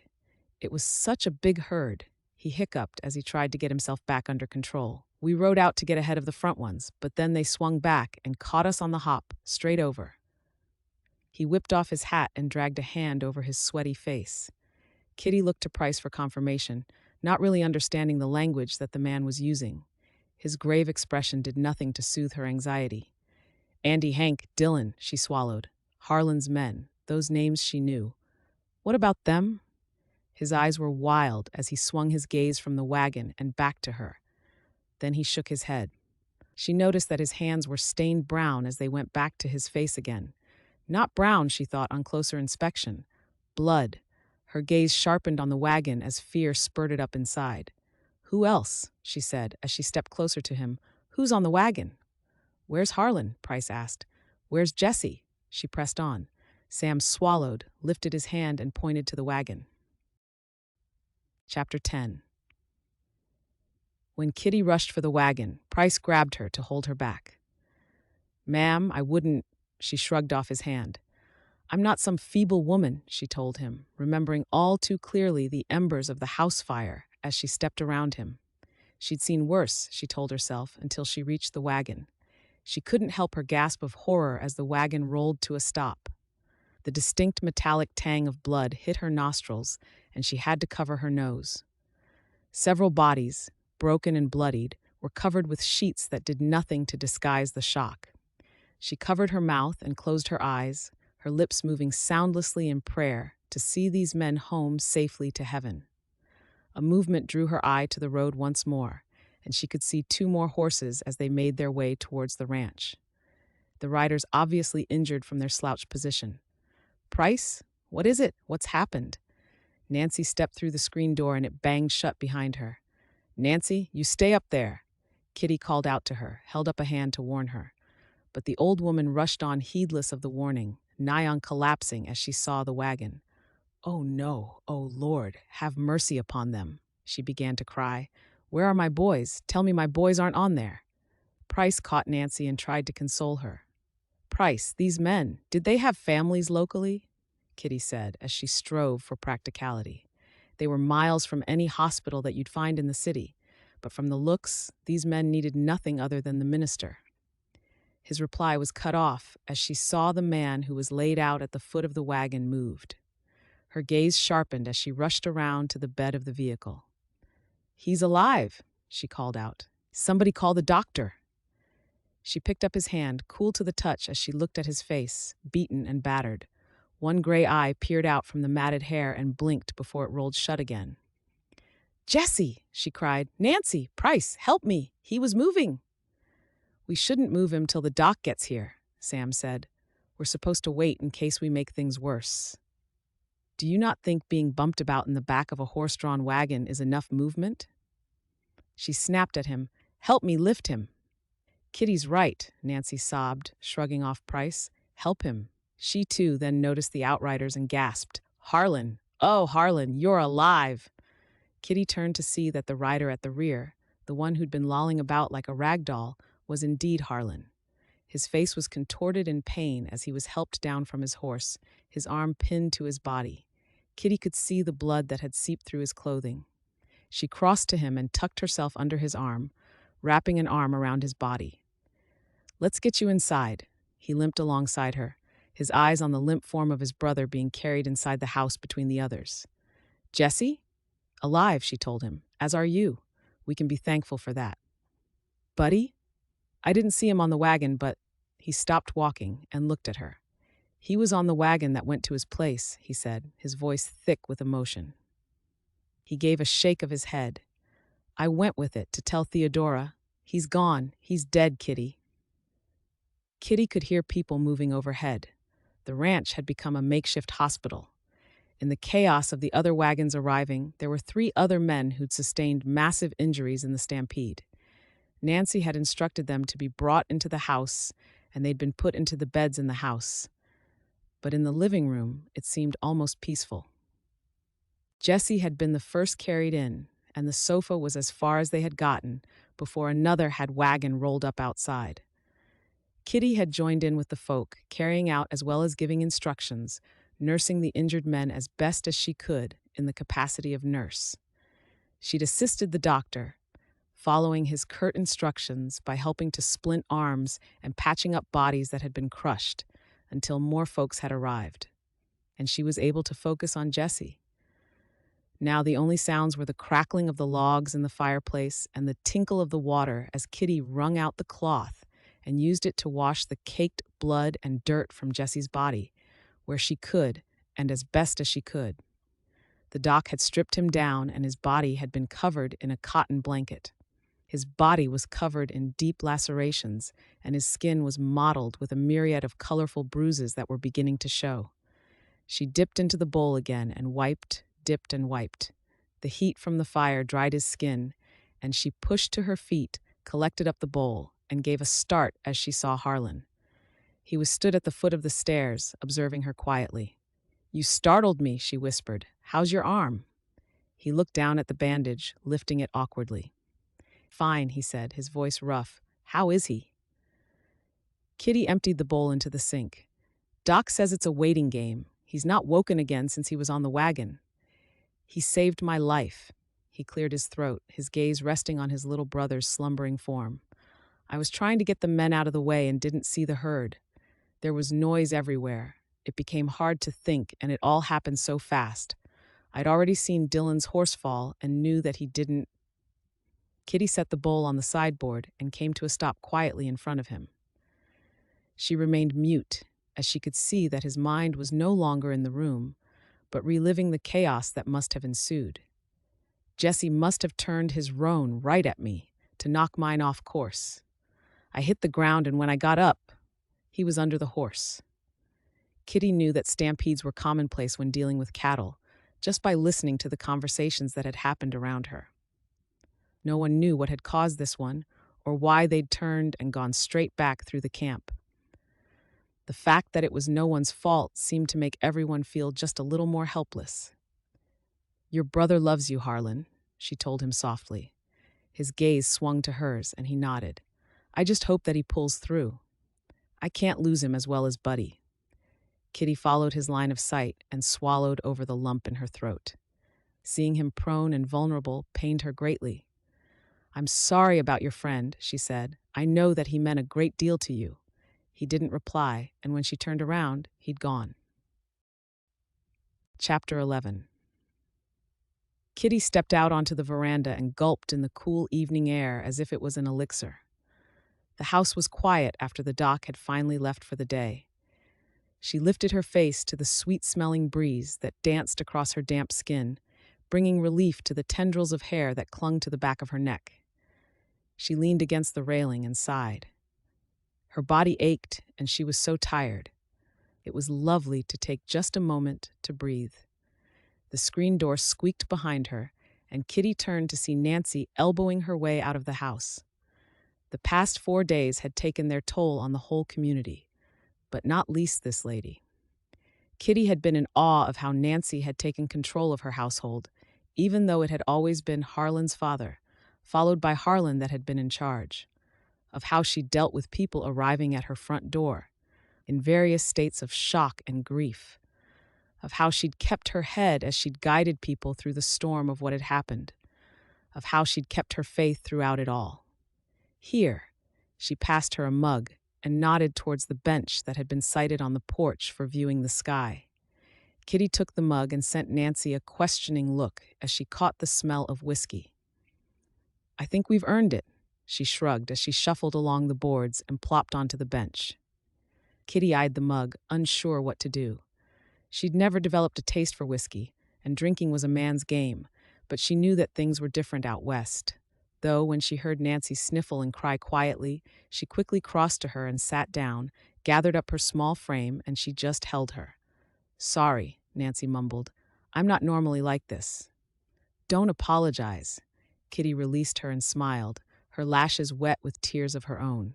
"You've been wonderful the past few days, what with everything that's happened." Nancy patted Kitty's hand. "You too. I don't think we'd have as many living as we have now if you hadn't helped. I can't ever thank you enough for all you've done. I'm glad I was able to help." "What did the doc say about Jesse?" Kitty nodded. "He said that the next few days are crucial. Whilst he'll be in pain with his hand and the broken ribs, they should heal okay. But his leg?" Kitty trailed off as she suppressed her shudder. "What about it?" "He needs to rest and allow his body to repair, but that we should keep an eye out for signs of infection, fever, and the likes." Nancy took a glug of her drink and grimaced. "I am thankful that my boys were okay, but some families are a lot worse off. We need to try and help them." Nancy nodded. "Harlan is going out to Buddy's place after church tomorrow. He needs to try and work out what to do next. The lands are linked. The funeral today was tough for him, but he's wanting to try and salvage what he can so that we don't end up losing the ranch. I know that most of the herd was rounded up, so that's something, but there is still the matter of the loans from the bank." Kitty set her cup down, untouched, and took the woman's hands in her own. "Harlan is a brilliant businessman. Isn't that what everyone around here says? He'll work something out, Nancy, I'm sure. All we can do now is pray. Will you pray with me, Nancy?" And so they did. Prayed for healing and for peace, to look after those who'd lost their sons and fathers, to help heal a community who had been devastated by this loss. And quietly, silently, Kitty prayed that God look after Jesse, that he keep him safe and from harm. "William, thank you," Nancy said to the pastor as they were leaving the church. "That was a beautiful and fitting service today." He smiled. "Thank you, Nancy. I feel that God's work is greatly needed to lift all of our spirits at times like these. I shall pray for Jesse too." Kitty looped her arm through Nancy's as they made their way across to the wagon. It seemed like all of the parishes had come to give thanks on this cloudy day, and now they were all dotted around, clustered into small groups. Some were clearly still distressed and took comfort from their neighbors. Kitty was astonished at how supportive they all seemed to be. She'd attended the funeral of Buddy Glover, as well as the other men who'd been laid to rest over the last few days. She seemed to have spent so much time praying for help, yet Jesse still hadn't opened his eyes. Even now, the need to be with him, to care for him, instead of leaving him with Price, was like a scratch that needed to be itched. "There's Harlan," Nancy lifted her head. "Poor Theodora. She seems so lost without Buddy."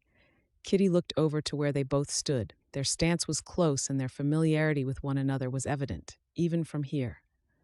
Harlan spotted his mother and walked over to them. "Ma, I'm going to drive Theodora home. I'll grab some paperwork whilst I'm there. Kitty, can you make sure my mother gets back okay?" "Of course, we'll see you at supper time," Kitty replied, and was about to ask how Theodora was, but he was already hurrying back across to where the other woman stood waiting. She helped Nancy up into the buggy and then pulled herself up, her eyes drawn back to where Harlan was seating himself.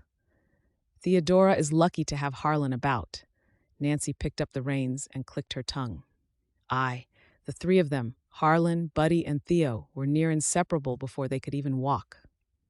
"Our families lived in the same town, and all of us Ma's were expecting at the same time. Seemed only logical that they would be friends. But I don't think we could have predicted that they would become such a firm unit when they grew up." Kitty watched them as she listened. Theodora had dressed in black and dabbed at her face as Harlan flicked the reins, and Kitty watched them until they'd gone from view. She sat back with a sigh. She could tell that they were close. But now she wondered just how close, and more importantly, why it really didn't bother her that the man she'd come here to marry seemed so much more comfortable with another woman. Kitty dug her fingers into her eyes and rubbed them. She'd given up on trying to read hours ago, her mind too preoccupied to focus on the book. So instead, she'd picked up her needlework.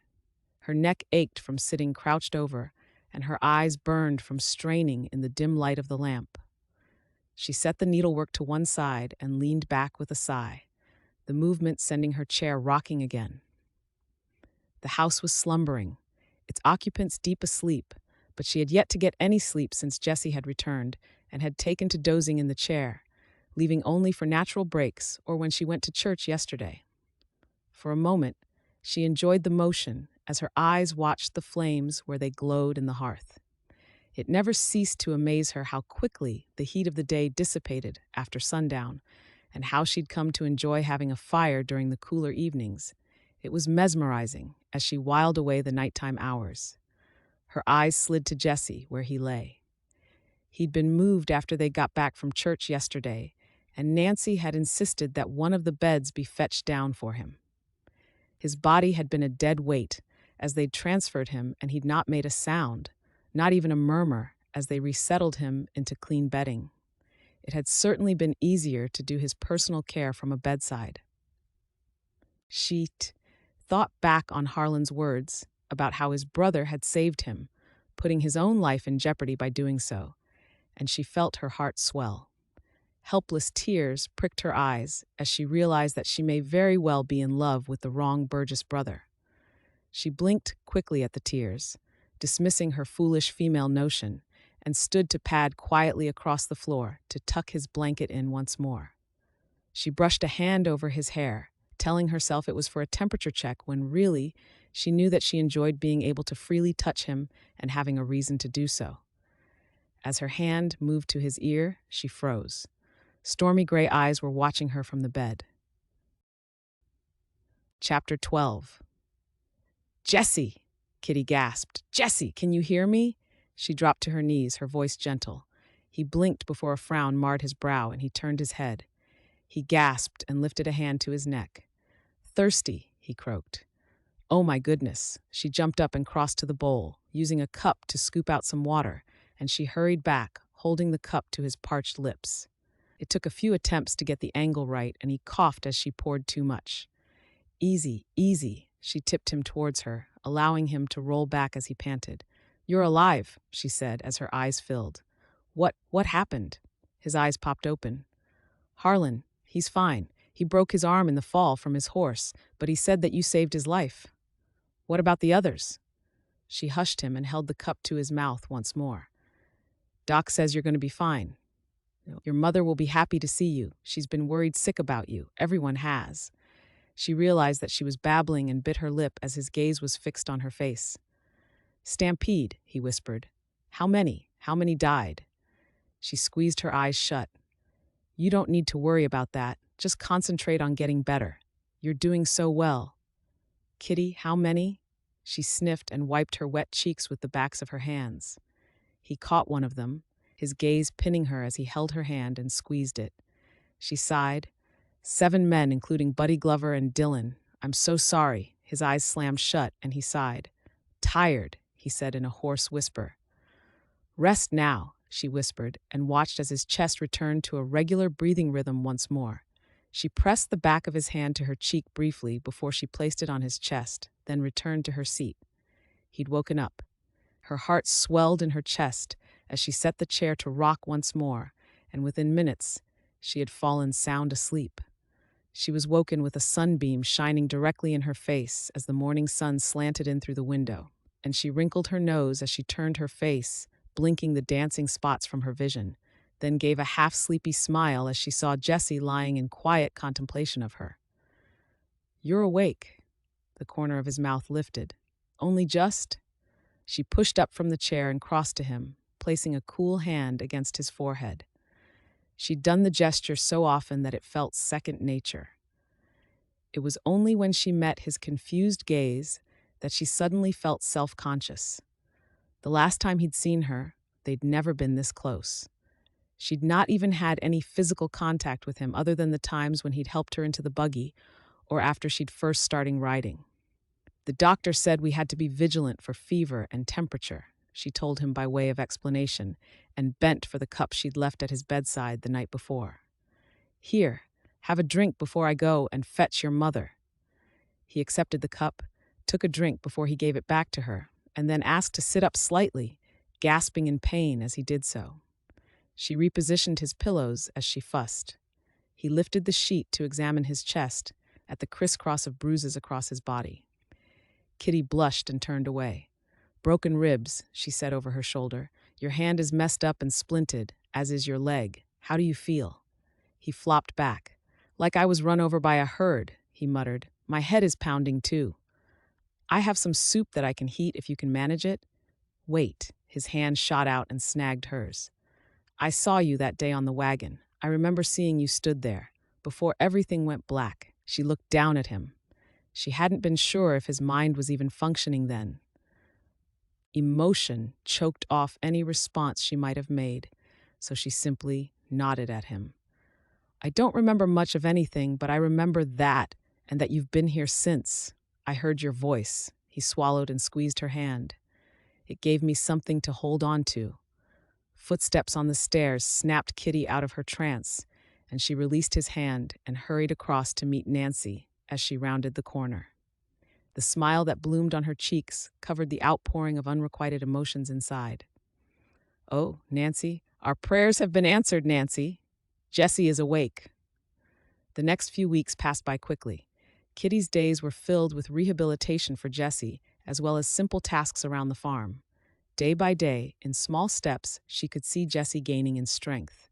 When she brought him some food, she would try and ignore his intent gaze, thereby ignoring how his staring seemed to upset her equilibrium.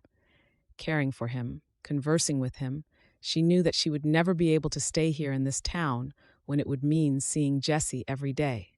For one thing, Jesse's loyalty to his brother was unbreakable, and she didn't think that Jesse would settle for a bride meant for his brother. And surely, one day soon, Jesse would want to take a bride of his own, and Kitty knew that her battered heart couldn't take seeing him with another woman. At first, Harlan had been absent from Lone Star a lot as he was at Buddy's place, returning only to sleep late at night, then rising early the following morning and leaving when it was barely light. Kitty overheard from a heated debate near the barn between Nancy and her oldest child over his own responsibilities to their ranch. At least, having the argument outside had spared Jesse from hearing it. Kitty retreated to the house. "Can I get you anything?" she asked Nancy when she found her sat outside on the veranda, long after Harlan had left for Buddy's ranch once again. "No, dear." Nancy's eyes didn't move from the horizon, as if trying to conjure up her so they could finish the argument. Is everything okay? Nancy blinked rapidly and heaved in a deep breath. Oh, I'm sure things'll work out. Harlan is just trying to do too much. Buddy's place is in jeopardy. Theodora is just about losing her mind with worry. I guess Harlan is just trying to help her when I wish he would focus more on this place. Must be tough for you stuck in the middle. Nancy lifted a shoulder. I'm used to it. I'm just not sure how much longer we can survive without someone guiding the ranch. We're just in limbo right now. Well, what do you need? There are bills that need to be settled. We have to order in feed, hire some new hands, get ourselves ready for winter. The herd have been turned out on the pasture lands and just left there. They're going to need to be moved real soon. Maybe I can take a look at the books? My father ran his own business back in New York. I have a little idea of how to do this, and I'm a quick study. Nancy fixed Kitty with a look. Well, it can't hurt at this stage, can it? Chapter 13. She'd taken a look at the account books, and although at first had been confused by them, she began to make sense of all of the figures. Jessie had woken up one night as she'd been studying them and had asked her what she was looking at. She dragged the table closer to his makeshift bed, and between the two of them, they had begun to come up with a plan. Initially, he'd been reluctant to speak of his financial woes with her. But with Harlan hardly around the place, Jessie acknowledged that someone needed to get a handle on the situation. Kitty proved to be a good sounding board with her practical suggestions on how to save money and where to explore to make money. As Jessie's strength slowly returned and he was able to start walking about the house with the aid of crutches fashioned up by the dock, Kitty found herself more engaged in the ranch activities. Whilst her practical side told her that now she had enough money for her voyage back to the city, her heart couldn't quite reconcile with leaving Jessie just yet.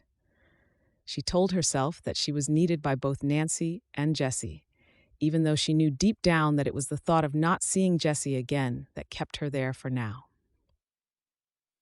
Kitty bade good day to Mr. Gibbons and stepped out of the general store. The town trade had started to wind down for the day, and only a few wagons were out on the street. She trotted across to where she'd tethered her mare to the hitching post and packed her shopping items in the saddlebags, her mind focused on the tasks for the evening ahead. Jessie was going to be well enough to move back into his own place soon enough, and Kitty felt like she was in limbo. She would have to face reality soon enough. As she unhooked the reins, she gave a double take. There, across the street, was Harlan, helping Theodora into a buggy. She saw his hand linger in hers for a moment longer than would be polite, caught the smile that the widow sent to him before her eyes clashed with Kitty's. She was too far away to hear what was murmured, but his stance changed, and he sent her a wary look over his shoulder.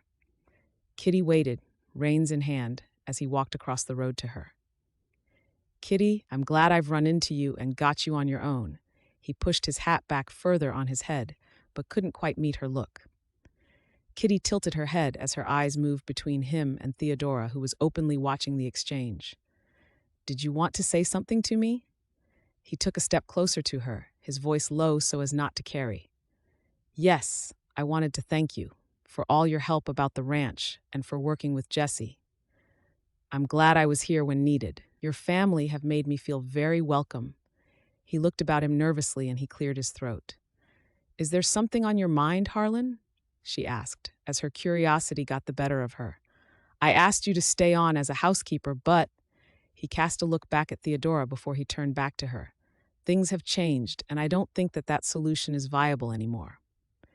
Kitty's heart skipped a beat in her chest. What solution? You, here, in this town. Finally, he looked her in the face. I won't marry you.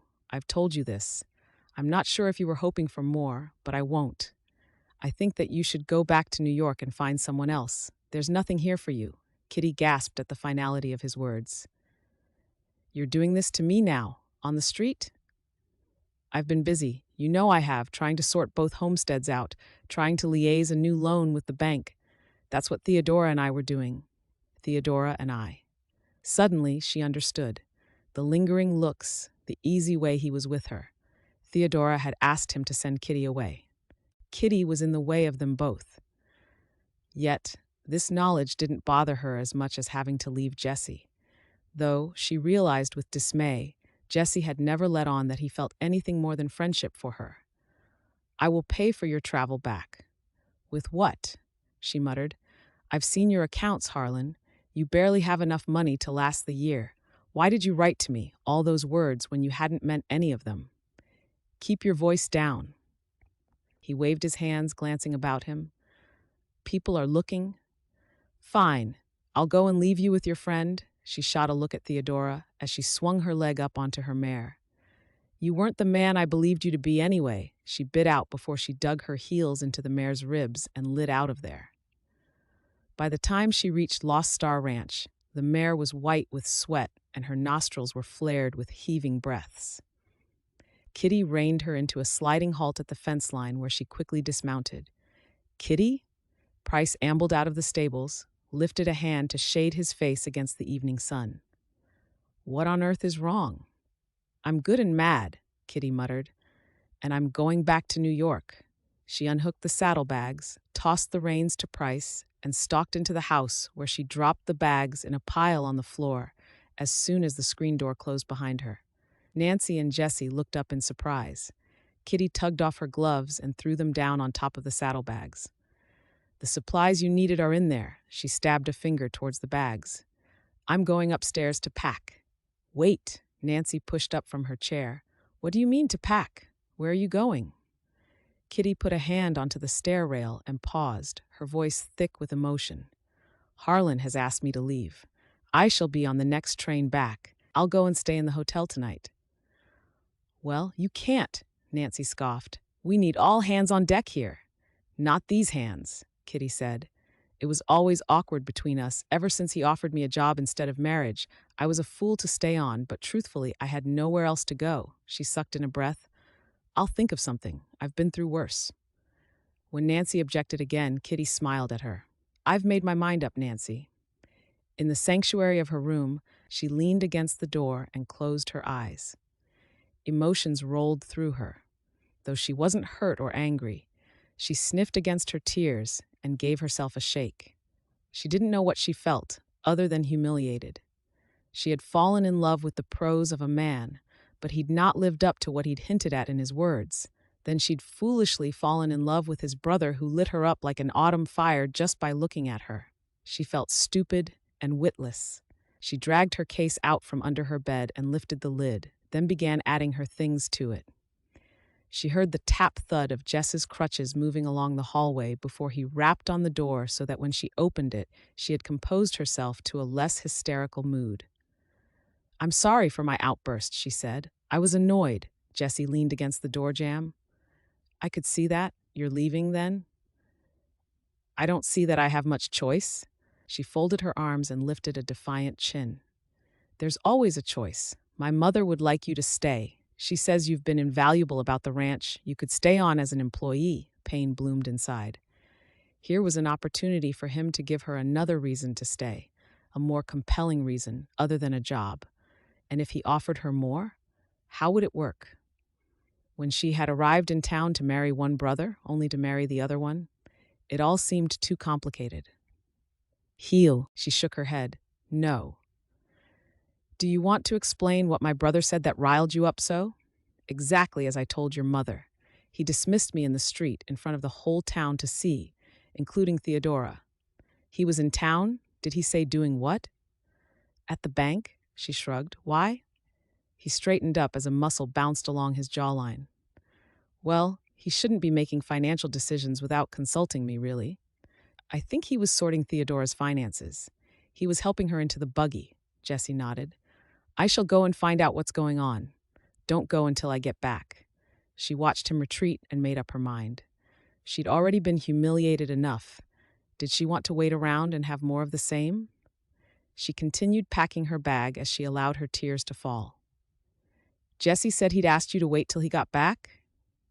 Kitty jumped and spun guiltily to meet Nancy's accusation. "Nancy, you scared me." "Only because you're doing something that you said you wouldn't," the older woman chided. "I'm going to get a room in the hotel in town. I'll stay there until my train comes. I wrote you a note. She waggled the paper in her hand. What does it say? Just a thank you note for allowing me into your home, Nancy sighed and walked to meet Kitty. I wish you'd reconsider. I know that Harlan misled you, but you've been such a wonderful help to us all. We wouldn't have managed with you, that's for sure. You've given me new memories that I won't forget anytime soon, but I can't stay here. It's too complicated. Because you love Jessie, Nancy stated. Kitty gasped at the simplicity of the blunt comment. Nancy, please. It's as plain as the nose on your face. Any fool can see it, not least because you didn't leave his side after the accident. Kitty hovered on the brink of admitting it, but held back. Harlan is a good man, but he's not the one for you. Will you stay? Kitty shook her head. I can't, she whispered. Look, I know that Harlan was reluctant to place the advert in the Matrimonial Times. He gave in because both Jessie and I kept on about it. I think he just wanted the peace. He sent the first few replies, but then... But then what? Kitty prompted. Harlan didn't write the letters, Kitty. Jessie did. Chapter 14. All around her was noise as Nancy's words swirled into a gamut of emotions as she gave her account of what had gone on. Jessie had been the one who'd written the letters, who'd shared his hopes and dreams. He'd picked up the gauntlet to encourage his brother and show him that there was the possibility of a future until it became a future that he wanted. Then, he was in too deep to admit the duplicity to you. He was concerned over how he'd misled you and that it would cause too much trouble to try and tell you the truth, though I think he just wanted to meet you in person. So, a few days before you arrived, we told Harlan. At first, he was cross that we'd continued communicating with you behind his back. Jessie told him how you'd rebuilt your life after your parents had died and how good and decent you were. Harlan agreed, albeit reluctantly, to allow you to come here and to meet you. Then he went over to Buddy's place. It was after he'd returned from there that he had refused point blank to join in with the farce. But by then it was too late. You were here and it was just too late. Jessie and he had argued, a huge blazing row, after Harlan had offered you a job instead. Jessie thought that you would leave after that. Kitty listened as Nancy explained, and suddenly it all became so clear. Jessie was trying to force them together because of his own guilt over having interfered in his brother's life. Yet Harlan hadn't been the man, the one reason that Kitty had traveled out here. Jessie was. The thump of a booted heel was heard just before the screen door opened, and Jessie stood in the doorway. He looked pained and upset. Clearly, having taken the buggy and gone to have it out with his brother at Buddy's old place had been a bit too much for his body, and he hobbled into the room. His gray eyes met hers before they dropped to her case, and his brows fell. You were leaving after I asked you to wait for me. He was the one who wrote the letters. It was like a mantra inside her mind. He had made her fall in love with this town, with Texas, with this ranch, with him. Did you speak to Harlan? Nancy asked him. Jessie held up some papers and hobbled to the table to set them down. Nope, the place was locked up. What? Jessie pointed to the papers and collapsed into a chair. He's gone, Ma. She rushed across the room. What do you mean, gone? Gone where? He didn't say, just that we weren't to try and find him, but know that he's finally happy. Nancy picked up the papers, a hand covering the gasp that she made as she read. He loves Theodora? Jessie shrugged and looked over at Kitty. Always has, apparently, since they were kids. She chose Buddy over him after a stupid argument over coming out here. It looks like Harlan accepted it so that he could at least keep them both in his life. After Buddy died, I would say they've been able to pick up where they left off, all those years ago. Kitty stared at him, hearing the words yet not really registering them.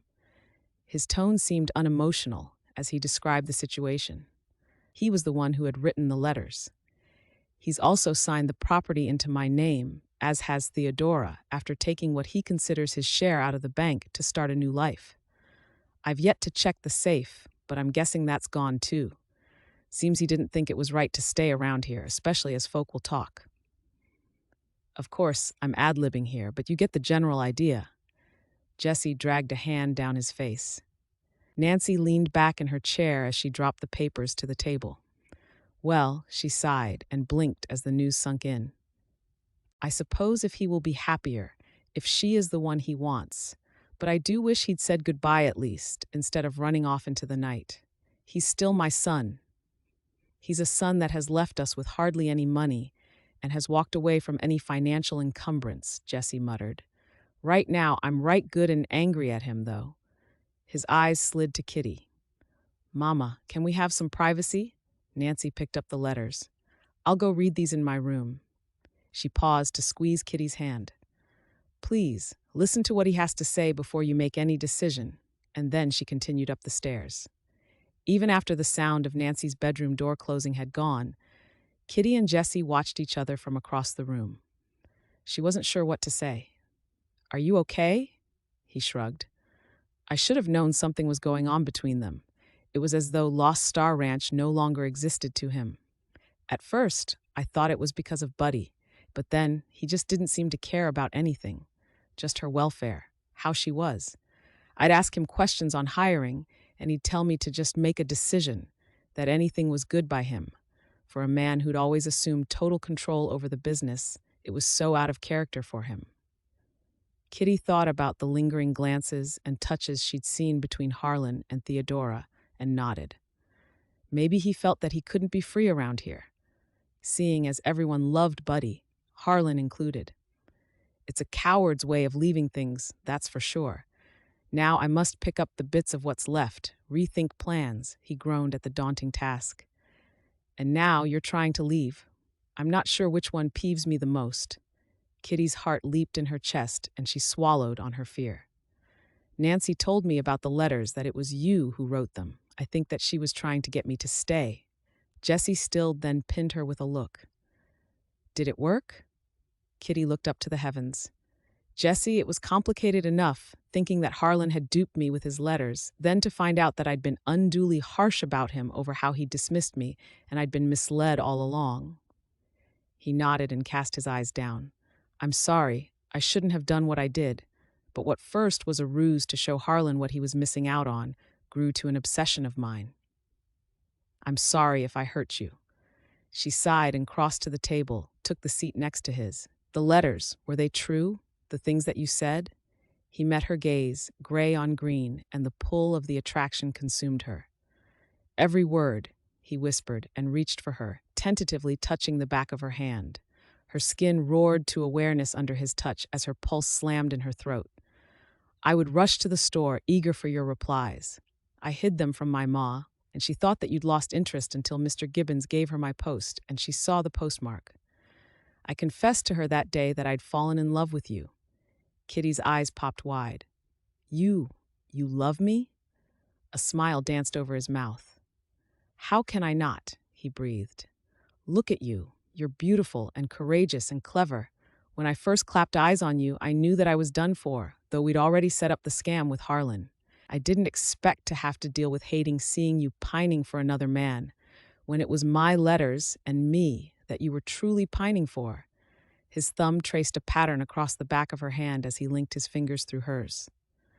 After the accident, it was your voice that was the anchor when my mind was full of wool.